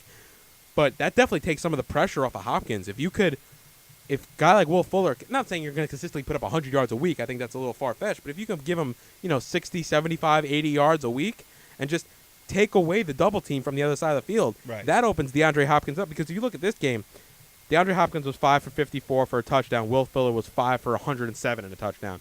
So there was clearly points that they were trying to take Hopkins away more than they didn't know too much about Fuller, and then Fuller definitely more than definitely picked up the slack. So I think that's great for Houston because it gives them an opportunity because DeAndre Hopkins is one of the best receivers in football. Right. If he can get more one-on-one matchups, Osweiler's going to have a Yeah. field day because I think he can make he can make the throws. That's what he can do. And that touchdown that he scored was on a one-on-one matchup in Right. the back of the end zone. Right. Exactly. So give him a jump ball. I'll take DeAndre, not 8 out of 10, whatever. Right. So that's not bad. And especially in single coverage, Will Fuller's definitely going to take some of that pressure off you. So 1 week, understand. But if they can, like I said, consistently get 50 to 75 yards out of Fuller, I think it's definitely, 5 catches, 6 catches. It'll take some of the pressure off of DeAndre Hopkins. And I think DeAndre Hopkins at 5 for 54 is definitely a quiet day for him. Green Bay, Jacksonville. We all were on the Green Bay bandwagon. That was actually a closer game than I thought it was going to be. But Jordy Nelson's back. I think he played very well. Granted, he only had, 6 for 32, but he got targeted 9 times. He caught the touchdown pass. It's just he's the safety blanket that Rodgers missed. And what it does, more importantly, is it pushes Randall Cobb. There you go. There's another number 2 receiver that I think's in the same echelon as Emmanuel Sanders and Eric Decker. Randall Cobb pushes him back to the number 2. Right. Which last year he played the number 1, but he's not really a number 1 receiver. Jordy Nelson's your number 1. Right. So now you put Nelson back at the 1. And if you look, the guy that benefited the most, I think, from this Devontae is Adams. exactly Devontae Adams, who got put back to the 3 when can last work. year he had to play the 2. Right. You're getting mismatches because Devontae Adams is probably better than your average nickel corner. He might not be. He's probably equal to your average second corner, and that's the difference. The options that you can get. So I think that helped him out. And even when Nelson's only having 6 for 32, the fact that he led the team in targets with 9, that's only going to go up, and it's going to only benefit all 3 receivers. I think are going to benefit from that. So we all had Jacksonville. We all had Green Bay. Rodgers didn't do too much. 20 of 34 for 199. Quiet day for him. Yeah. So I think he's going to have a better game this week against Sunday night against Minnesota. Kansas City and San Diego, and what a game that was. Outside of maybe the Houston-Oakland game, which we'll get to next, this is probably, the New Orleans-Oakland game. This is probably my favorite game, not only because I had him in a suicide pool, and because that wasn't, gut-wrenching enough or anything, but to be down, this was probably the best. This is the best comeback of the weekend, down 17 in the fourth quarter, scoring 3 touchdowns in the final 9 minutes and 18 seconds, 20 seconds, something along those lines. I think it said a lot. It said a lot about both teams. It said a lot about San Diego, where it's almost the same old Chargers. They build themselves up and then they jump off a cliff. You can't be up 17 in this league and lose games and expect to make the playoffs. So I think this almost puts San Diego back to where we thought they were. Midway through the game, I'm like, wow, San Diego has a chance of really competing this year. At the end of the game, I'm like, all right, this is the same San Diego team that we pretty much see year in and year out. Kansas City, a little disheartening. Obviously, of course, no Jamal Charles. Not going to take that away from him. However, they weren't productive in the first 3 quarters of the game. So still a lot of question marks there. We ended up being right. All 3 of us could easily have been wrong. I think it doesn't knock Kansas City for me out of the hunt for the division. No. But it shows me that San Diego's kind of still the team that they've been the last 5, since Rivers pretty much have been there. A team that this is like almost a microcosm of what they normally are. They're normally a team that starts off well, then towards the, December, they're going to fade. And then if they make the playoffs, they'll lose in like the first round, even when they're the best team in the conference. That was the year that they lost to the Jets, yeah? I'm thinking the Patriots year, I think, too, when they went like 14-2, played at home. I think they had like I have to double check. I'm pretty sure it was like 06. I think it was like Rivers' second year in the league with Schottenheimer. And they also had that year when they started out 8-4, and then Denver started out like 4-8, and they lost their last 4. And Denver won their last 4, and I think Denver got in over them. Both tied at 8-8. So that was the year the Giants won. Oh, maybe 07 or 11. No, One 11. Of the okay. It was 11, yeah. But I'm just saying, it's literally like what they did in this week's game is almost what they do as a whole. They take a lead and then they blow it. So I was actually surprised San Diego was winning by that much. And Yeah, I thought if any team could blow it, it is the Chargers. So, but it actually exposes the Kansas City Chiefs a little bit because to be down 17, I mean, you came back and you won the game. That's great and that's awesome. But to be down 17 to a Chargers team in the fourth quarter, you know, if they still had Keenan Allen, I don't know. He went down with the torn ACL. that's rough. We don't too. know how much more damage could have been done. So I think Kansas City, it doesn't affect how I view them, but it starts to make me just look at them a little closer to see are they really hungry for it, because to be down 17 to the Chargers after being like a division favorite, one of like the teams that we expect to be in the playoffs, I think it shows that the Chargers are still the same Chargers, but it also shows that Kansas City may not be the same strong team that we thought they were. I look at it from the other side of the coin. I look at it as, okay, the Chiefs are a team with playoff aspirations, right? They're looking to go in and make a deep run. They can, even though, it's the Chargers, there's no expectations for them. But the fact that, in a moment where they're down and out and you basically counted them out, that they were able to strive towards, cutting into that lead little by little and get, Right. They didn't drop out of the game. Right. They kept it going. And these are lessons that you take with you going into the season when you're facing maybe New England and you're down 10 points. You're saying, okay, we've done this before and we know how to do it. Yep. So, yeah. And that's something that's, very helpful in a playoff situation where you have to face a team like that. Agree. So, just from Jamal's perspective, I understand what he's saying is, I think defensively more so, Right. it was underwhelming. I expected Kansas City's defense to be one of the top defenses in the league. And then, but to Serge's point, I do think morale-wise and building the team and like how strong the team is, this will only benefit them later in the season. However, they're not going to be in the playoff race if they're letting up 27 points a game. No. So, live and learn. So Oakland was in New Orleans, and this game was insane. If you haven't heard yet, Del Rio went for 2, down by 1 with 30 seconds left. Del Rio being the coach of Oakland, and threw a back shoulder fade, and they were able to pull out the win in New Orleans. And I like Carr. I like Carr a lot. 319, a touchdown, 24 for 38. It's not only that, it's, for example, coming back down the field, scoring the touchdown, making the 2-point play. He has some of the intangible stuff that you really like, and you can't teach that type of thing, And I feel like the moment's not too big for him. It wasn't too big for him last year, and he's able to make clutch plays. And I think in the NFL, you have to be in the moment, and you have to be able to make plays when it truly counts, fourth quarter. And, yeah, I think obviously the touchdown to Seth Roberts there at the end, I think, was huge, was really huge. And I think Carr's quality, and you give Carr a running game, 167 yards on the ground. I think he's gonna win you some ball games, and I think they're a true threat in the AFC West. I don't think their defense is very good, but then again, they're facing the Saints at home, so they held them to 88 yards rushing. The unfortunate thing is Breeze threw for 423, so Breeze is gonna throw the ball around, especially in that dome. He has much more success at home.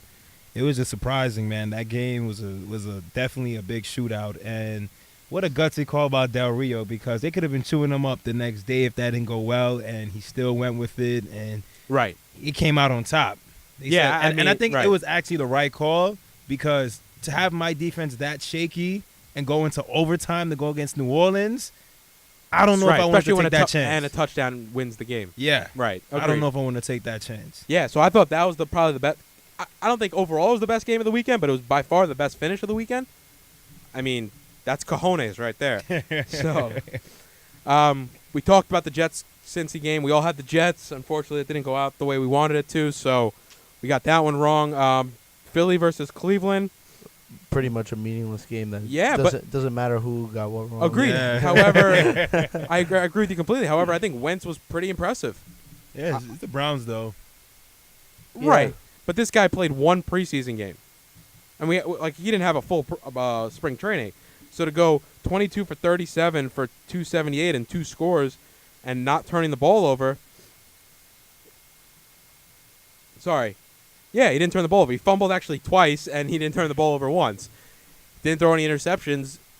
Sure, it's against Cleveland, but you can only play who's on the schedule. And I agree. And the fact is, he was impressive against Cleveland. So it's not like, oh, he played against Cleveland, he threw like 55, 60% of his passes, and he threw for like 190 yards. He came out and threw for 275 and, put his team in a position to win, and they won by 19. So it's not like they just sneaked by a field goal. They dominated a team that I think all three of us thought they should have dominated. So I understand what you're saying. It doesn't mean much. However, it's the manner in which you beat them. If they won by 3, we would all be saying right now, well, Philly doesn't even matter that Philly won because they're not contenders anyway. But right now, there's a little bit of air of a doubt because they won by so much, by the margin that we deem acceptable to win by in that certain situation. Mm-hmm. So that's the only takeaway I had. Tennessee versus Minnesota. We split on that one. I know Serge had Minnesota. Blair Walsh kicked pretty well. He missed a couple, but he kicked enough to put him in a position to win. And that defense scored a lot of touchdowns. Yeah, how about 2 defensive touchdowns, a fumble recovery, a pick 6. Somebody was happy on fantasy that week. Yeah, agreed. And the running game for Tennessee, which I think we were all excited to see with DeMarco Murray and Derrick Henry. I mean, those two guys alone ran 18 for 45. That's not very impressive when you're paying Murray whatever you're paying him. You trade for him in the offseason. I think you're getting around $10 million a year. Derrick Henry is supposed to be this Heisman Trophy winner from Alabama, and those guys come in, and then now you're relying on Mariota, who didn't have he had a quality game, but didn't threw 41 times, and I don't know if you're going to win every time with Mariota throwing that much. I think you have to rely on your running game because even then he only averaged 6 yards an attempt. So I think Tennessee has a chance at winning the division. Their division is wide open. We talked about this last show that Indy and Houston are probably the two teams, and Jacksonville with them in the division. Any team really has a chance of winning that division, I think. So I think they definitely put themselves in a little bit of hole, and the Vikings were surprising. Their defense we thought was going to be good. They were. Obviously no Bradford, no Bridgewater. Right. Hill didn't play poor. He did what he had to do. Plus, they were shut out at halftime, so you kind of question their offense a little bit. Yeah, and honestly, they just have to put themselves in positions to kick some field goals. They had no offensive scores, but Stephon Diggs did go for 7 for 103, so they're able to get their playmakers the ball. And I think that they just have a tough matchup when it comes to Sunday night against the Packers. But we'll do our picks in just a minute. We all had Seattle against Miami. Yep. I was just surprised it was that close. Truthfully, I was thought surprised. Miami played well. I was surprised that Seattle was scoring that low. Yeah, I mean, for the Dolphin D to keep them down to 12 points. I mean, we're talking about Russell Wilson here. Yeah. I mean, just not to jump back to the Jets, but that kind of, from a Jets perspective, that kind of makes you worry a little bit too that this Dolphin D can shut down, one of the better offenses in the league. What does that say for you when you have, Fitzpatrick running out there and playing? And we also didn't think the Dolphins were going to be that good, and to compete with an upper echelon team, who knows what they could do moving forward. But yeah, I agree. I'm not bullish on the Dolphins. However, I'm pleasantly, as a Dolphins fan, you have to be pleasantly surprised by what you saw this weekend because clearly the underdog's going into Seattle. Like I said before, there are bad wins, there are good losses. I think this was a good loss where you can take some positives out of it and move forward from there. Agreed, especially when you're going into New England this week. And you could arguably say last week was harder than this week. So you should be able to compete against New England regardless of, playing back-to-back on the road and whatnot. Also, whoever makes the schedule had no love for the Dolphins because to face New England and in Seattle to start the season, and that was before they knew Brady was going to be suspended. Yeah. That's got to be rough. Giants, Cowboys, we all had the Giants. We're all right. We discussed the Giants enough. Like we said, we don't know what they are yet. And I think we'll find out a little bit more this week, hopefully. Indy versus Detroit. We all had Indy. Detroit came out, played well. Sure did. I mean, that was just a barn burner. So to say you knew that Detroit was going to come out and win 39-35, I think you're just mistaken because I don't think you thought either of those teams were going to put up those type of numbers. Andrew Luck had a monstrous game, 31-47, 385, and 4 touchdowns. And Stafford played well also, 31 of 39 for 340 and 3 touchdowns. It was just, they were airing it out. And I think Detroit ran the ball a lot better than I anticipated them to. Theo Riddick had a good game, 7 for 45. Amir Abdullah, 12 for 63. And I thought it was just going to have to go through Stafford, and to get that type of relief off of Stafford with the running game, they ran for 116 yards. It opens up a lot because offensively, Stafford has some weapons. You look at Marvin Jones, like I just said, you have the two guys out of the backfield. Marvin Jones has been quality for Cincinnati for a couple of years. Not great, but quality. Eric Ebron is a above-average tight end, and then you have someone like Golden Tate, who's really supposed to be your number one. And then if you look at Anquan Bolding be your slot receiver, that's just steady hands. So I don't really have high expectations, for the Lions this year. But I think once again the Colts are in the same bandwagon as the Jets and Buffalo in terms of they want to be a playoff team.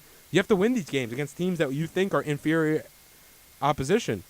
And to let up 39 points against a team that I think for the most part we all thought that wasn't going to be that good this year, offensively or defensively in Detroit, has to be a little concerning if you're Indy. The last three games are Serge had New England, but the two of us had Arizona. I was pleasant. Like, you have to be worried now. I mean, as a Jets fan, you have to be worried because there's a chance that New England's going to go 4-0. I'm thinking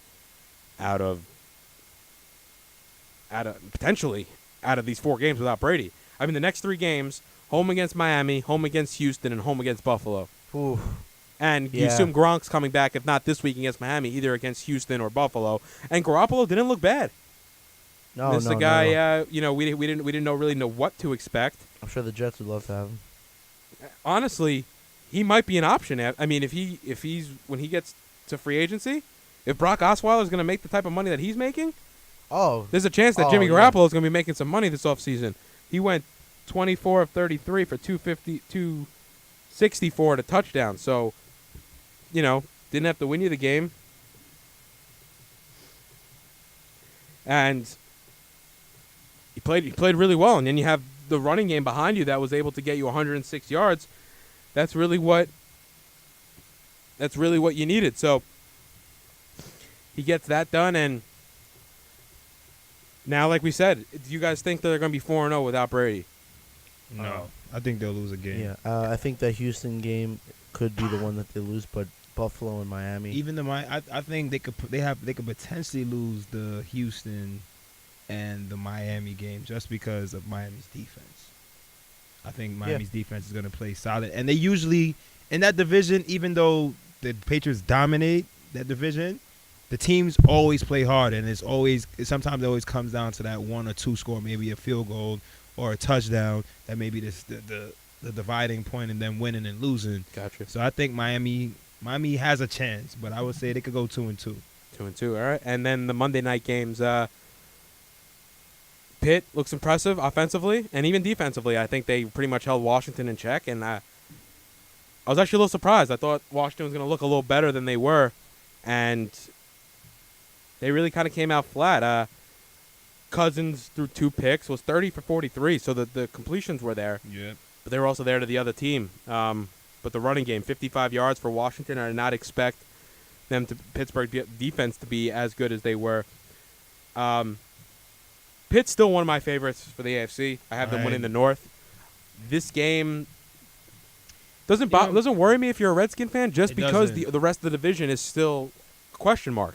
Yep, but then you would be a little worried too about the defense, because you've seen when Pittsburgh had all of their success, especially with Antonio Brown, they moved him from the side that Josh Norman was on, and they put him on the side of the other cornerback. That's where Antonio Brown caught that touchdown up the left side of the field.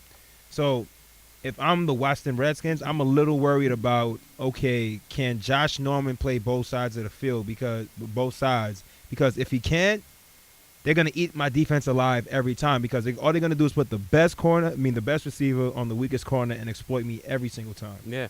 And does he really play man-to-man, because he was coming from a zone coverage scheme? Right. So I wasn't surprised that Pitt won. I was a little bit more surprised in the manner in which they won. 22 is a big spread. And I think we all thought Washington was going to be a little better than they were. So, and then the final game. Speaking of big spreads. L.A. and San Francisco. We all had L.A., so we were all wrong. Yeah. I had L.A. mostly for their defense. and I thought they were really underwhelming. And then the fact on top of that, Aaron Donald gets 2 unsportsmanlikes, and he's your best defensive player, and he gets thrown out of the game. I didn't believe in Blake Bortles, so Blake Bortles. Sorry. Case Keenum. No. San Francisco. Oh, Blaine Gabbert. Blaine Gabbert. He played pretty well. I didn't believe in him, so that's why I didn't go with the San Francisco 49ers. Right, and I don't think this changes what we think of San Francisco. I think this more changes of how bad we think maybe the Rams could potentially be this year. True. Case Keenum was 17 of 35 for 130 yards and 2 picks. Yeah. I mean, Gabbert just did what he had to do to win the football game, so it's a little tale of two tapes. Case Keenum's QBR was a 5 out of 100, so rather poor. But we have a huge week in football, like we said. It all starts tomorrow night, and I definitely want to get our picks in before the end of the show. We only have 18 minutes remaining. You're listening to Justin Gorno, and Mr. Jamal Chapman is sitting in with us today and last week. It's been a pleasure having both you here both this week. You're listening to Justin Gorno on 94.3 FM as well as WBMBBiz.com and on the TuneIn Radio app. Definitely look for us on there. Also, shoot us a note or a message on Twitter. We want to hear from our listeners. Hit us up at Justin Gorno or on our new Facebook page. Like we said earlier, all the shows are going to be posted up there. So if you miss any Justin Gorno action, you can definitely tune in there and check it out. Or give us a call. We still have about 18 minutes left. We're going to do our picks. We'd love to hear some of your picks. If you have any discussion on the game, give us a call at 646-312-4726. So let's start with tomorrow night, guys. We have our picks here in front of us, so we'll run down the list a little bit, and I'd love to discuss some of these games. Obviously in brief, we're going to talk a lot more about them once they finish. So, but yeah, let's kick it off with this tomorrow night. Jets Bills in Buffalo. Yeah, and like I said, I think I said a few times during the show, I have Buffalo, and unfortunately that pains me because this could be the end of the Jets season, and we're only 5 days into the season. Yep. Only because, and you know what's coming after it, too. If you lose to Cincy and then you lose to Buffalo. It doesn't matter. I mean. It really doesn't, because you'll be potentially 1-5 after 6 games, maybe even 0-6. 2-4, I'm thinking at the best. I don't think 2-4 is a possibility. Right, because I don't think you could. If you lose to Buffalo, I don't think it's even possible to split the next 4 games. No. So their only chance of going 2-4 is if they win at Buffalo. Gotcha. Jamal, what are you thinking? I'm thinking Jets. All right. Right now, the Buffalo Bills, they haven't shown me enough that they can actually get it done on offense, only scoring 7 points last week. And, the Jets have the ability to score, and if they give this defense a solid lead going in to the second half and throughout the game, I think they'll be able to pull it out because I don't believe in the Bills' offense. Gotcha. I don't think they got it on offense. Gotcha. So I think it's gonna be a low-scoring affair, truthfully. And I don't think the Jets are putting up 30 this game against Buffalo, and I definitely don't think Buffalo's going to be putting up a lot of points against the Jets. Yep. You could see this game easily finishing, 19-13 or 14-10 or something along those lines, 17-13, something like that. So 49ers going to Carolina. I think we're all bullish on Carolina this year. Yeah. I'm sorry, this week, excuse me. Yeah. I like Carolina. I don't think they're going to lose 2 in a row. I think the 49ers, of course, coming west to east is always difficult because you're playing, of course, at 10 a.m. for their time. And Carolina goes to Super Bowl champions last week, lose only by a point. Doesn't really change what we think of Carolina too much. Agreed. Where I guess I wouldn't say even San Francisco blowing out L.A. really changes what we think of San Francisco, and I don't think San Francisco's a great football team. And also, for the Panthers' sake, I think they can't start 0-2 and expect to really compete for a Super Bowl this year. We all have Carolina. Yep. Ravens traveling to Cleveland. We all swept with the Ravens. Once again, I think this more has to do with how we don't think the Browns Cleveland are good. Yeah. And with RG3 being out 6 weeks, I don't know. McCown, I assume, will be their quarterback. I don't know what he was thinking. I don't know what he was thinking that last game. You seen that shot he took on the sideline? I don't know what caused him to run into that guy, but that was just stupid. It's funny. Somebody told me before the game that they were like, "Oh yeah, I have a really good feeling about RG3. I'm going to start him this week for fantasy." Oh gosh. Like, yep. Why? He went 11 for 26 for 190. I mean, he completed under 50% of his passes, so not the best week. And with McCown theory coming in to take his place, they weren't really anything special with him last year. So we all have the Ravens on that one. Titans, Lions. We all took the Lions, which for me, I'm gonna speak for myself. I took the Lions because I was actually really impressed with their offense. Obviously, the defense last week was non-existent. I just don't think the Titans are going to be able to put up the type of points that Indianapolis put up. So I like Detroit strictly on the fact that they could put up clearly 30 in a game with some ease, you know? Yeah, I mean, you see in that game, I mean, with the Colts, it went back and forth, even down to the fourth quarter. These guys were still slinging the ball back and forth. And the Lions prevailed, so I'd agree with you in that pick, the Lions. Yep. All right. Chiefs at Houston. We all took the Chiefs. This is going to be a tough game, though. Agreed. This is not going to be an easy game for the Chiefs. Agreed. Especially how slow they started out against San Diego. Yeah. They won't be able to do the same thing this week. If they No. come out and start losing by 14, 17 points, or 21 even at half, they're not going to come back against a team like Houston. I think Houston has a better defense. And they have a quarterback. I mean, And now they have a quarterback, and now apparently they have two offensive wide receivers. They have a quality running back in the backfield. Lamar Miller, Yeah, and if this guy Will Fuller could be the guy that he was in the first week, and not even like that, we said 50 to 75 yards, take some of the pressure off the Hopkins. And you have Miller running the rock in the backfield. There's really no reason that the Texans, should compete potentially for a playoff spot, if not the division. And I think if the Chiefs win this week, it's because they started out a lot better. I mean, Spencer Ware had a huge game last week, but a lot of it was in the fourth quarter. So, and hopefully you see a little bit. I mean, I don't think Jamal Charles will get a boatload of the work, but I think hopefully you'll see a little Jamal Charles this week. We're all bullish on the Chiefs. Dolphins in New England. We all took the Pats. And I know, Jamal, we were talking about it a second ago. You said that this is going to be a tight game. Yeah. You said the Dolphins have played the Pats well in the past. Then why the Pats? Jimmy Garoppolo. I believe in him more than I do Ryan Tannehill. And the Patriot system, they've set every quarterback that they've kind of plugged in. Whenever Brady's went down, they have put those guys in good positions to succeed. Mm-hmm. Albeit the Cardinals game with Jimmy G last game was very close. I think going ahead and playing a Dolphins team, I don't see Ryan Tannehill having a big game. Right. And I'm going to go with Jimmy G as my quarterback as opposed to Ryan Tannehill. So that's why I'm making the decision. And I think it's a quarterback play. And he won in Arizona, whereas Yeah. he's playing home against Miami. Yeah. So. And Giants Saints. I went with the Saints. Really, I took the Giants. I think their defense will slow down Breeze just a little bit. They'll control the ball, and I think their offense is going to score more than 20. Yeah, I think especially with the Saints, the last game they played Oakland. And with Oakland, I mean, going up against Oakland, who has a much more solid defense to me, in my opinion, than the Giants do. Maybe not front seven, but the linebacker core. I mean, with Khalil Mack, and I believe their secondary is better than the Giants, and to still put up 34 points on that defense. I think if the Giants can't get to Breeze, which I think they probably won't, I think Drew Brees will have a kind of game like he had last week. Maybe not the 400 yards, but a solid Drew Brees game, and they'll pull out the win against the. So, are you predicting a shootout, or you think it's going to be tight, or? I think it's going to be a shootout because you can't look at what's on the offense side for the Giants. The two wide receivers, Odell Beckham, you have Victor Cruz. The running game is starting to pick up. Eli Manning is starting to look good. And every time he's had success, he's had two wide receivers on the outside who were very good. And he have one receiver in the slot. I forgot his name. Their new receiver, he plays in the slot for the Giants. Sterling Shepard? Oh, Yes, Sterling Shepard, yeah.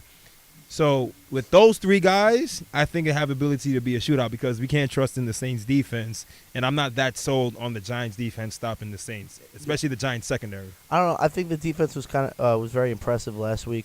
But that's Dak Prescott. And they didn't even get a sack. I think that they'll give you enough. I mean, the offense will be able to carry the weight that the defense is not able to. Agreed, and I think their offense is going to put up more points. If their offense doesn't put up more points this week than they did last week, then the Giants have a lot more questions coming out of this week than they did after the Dallas game. And we're also wondering if the Giants are the team that we thought they were going to be going in. So I think this puts the Giants in a situation where they'll be on pace to make the playoffs. I said this earlier. If they can win this game, they're definitely, at the minimum, fighting for the division and also at the minimum, fighting for the wild card. So Bengals in Pittsburgh. I have Pittsburgh. It's going to be a tough game. I think we all have Pittsburgh. I like Pittsburgh's offense. I mean, it's crazy. Every year, Le'Veon Bell misses time, and every year, D'Angelo Williams steps back into the lineup and is really productive. And that was apparent this week as well. D'Angelo Williams went for 143 yards against Washington. So with that, with Antonio Brown, I like Pittsburgh's offense. I didn't really see anything I thought the Jets shot themselves more in the foot against Cincinnati this week. So I didn't really see anything out of Cincinnati other than A.J. Green that would, make me think that Cincinnati is the team to beat right now, or at least in this game. So we all have Pittsburgh. Washington against the Cowboys. I'm taking Washington. I don't think Cousins is going to play as poorly as he did the first game. And also, once again, I'm not very high on Dallas. Outside of their offensive line and Dez and Ezekiel Elliott, I'm not really – and even then, they didn't run the ball too well against the Giants. So I'm not really high on Dallas right now. I'm going with the Cowboys on this one because of last week. D'Angelo Williams, 26 rushes, 143 yards, and 2 touchdowns. If they can get behind that offensive line and they can establish the run early, I think Washington is going to run into problems going up against a team like the Cowboys. And now Dak Prescott, he may have a little more comfortability in the offense. Even going back to last week, he didn't play that bad. His team almost Agreed. had a chance to win in the last couple seconds. His receiver didn't get out of bounds. So he's I like his style of play. He can make the throws. He has the ability to get out of the pocket and scramble. But I think it's going to fall on the Dallas's running game, and I think the running backs and that line is going to get them over the hump. Gotcha.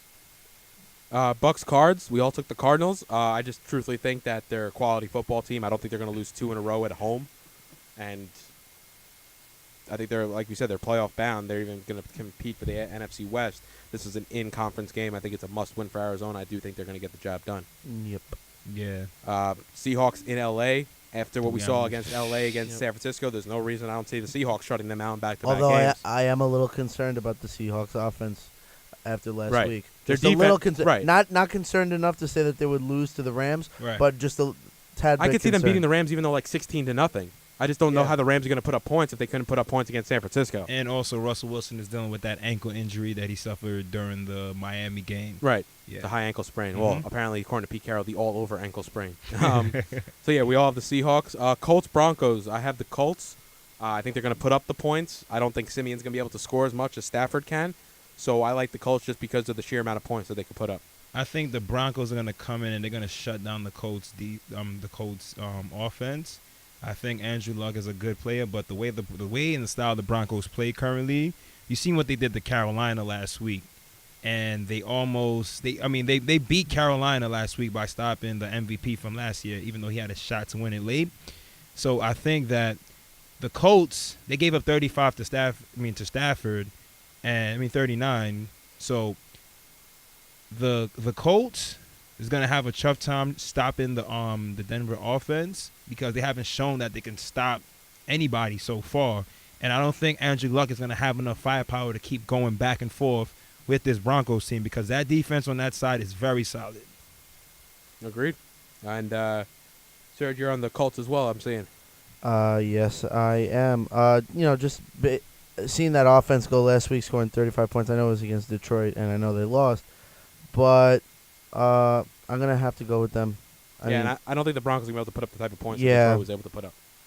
But I do agree with you, Jamal, there. I think Denver's defense is by far a lot better than Detroit's was. Falcons at Raiders. I think we all have the Raiders. Nothing Yes. inspired me about the Falcons. Nope. I mentioned before, I really like Derek Carr. I really like the offense with Murray and Cooper. And the defense will just have to get there because they're not quite there yet. But like you said, Khalil Mack's one of the best defensive players in the league. So he'll definitely come around with hopefully the rest of the defensive side of the ball. But I like the offense. I think they could put up a lot of points. I think offensively they'll be competing with anybody. And also, like we said, if the Bucs could put up 31, I think the Raiders' offense is better than as good as the Bucs' offense, maybe around the same area. I think they could be very good. And like I said, I like Derek Carr, and I'm a big fan. Jaguars at Chargers. We all took the Jags.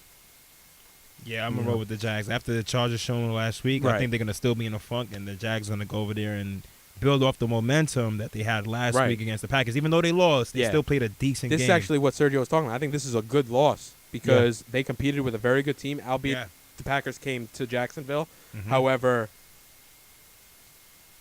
they competed with a team that we think is going to be a Super Bowl contender and definitely an upper echelon playoff team. So to lose by 4, granted at home, it's really not all bad because A, they're not in your conference, and B, like your division is definitely pretty wide open in the AFC South. Like we said, we don't think the Titans are very good. The Colts can let up points with the best of them, and Houston is quality, but we just quite don't know what they are yet. The Jags are right there. And Sunday Night Football, we all took the Packers over the Vikings, and I think this has come down to 2 things. Divisional matchup, Green Bay, Aaron Rodgers knows how to get it done. B, the Vikings are banged up, and if truthfully, I want Sean Hill to start over Bradford, so if Bradford starts this week, I think they're a worse team than they were last week.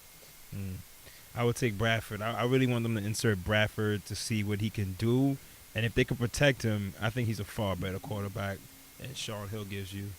And then Eagles-Bears, and I'm the only one that took the Eagles, so I definitely want to hear your guys' cause or your pros for the Bears because I just don't see it. I think the Eagles come back down to earth after a solid win against the Browns, and they go up against a better defense that they'll have a little bit more tape on the Carson Wentz, and they'll be able to put together a game plan, show him more different blitzes that's going to throw him off his game. I don't think the Browns had enough that game to be able to stop them.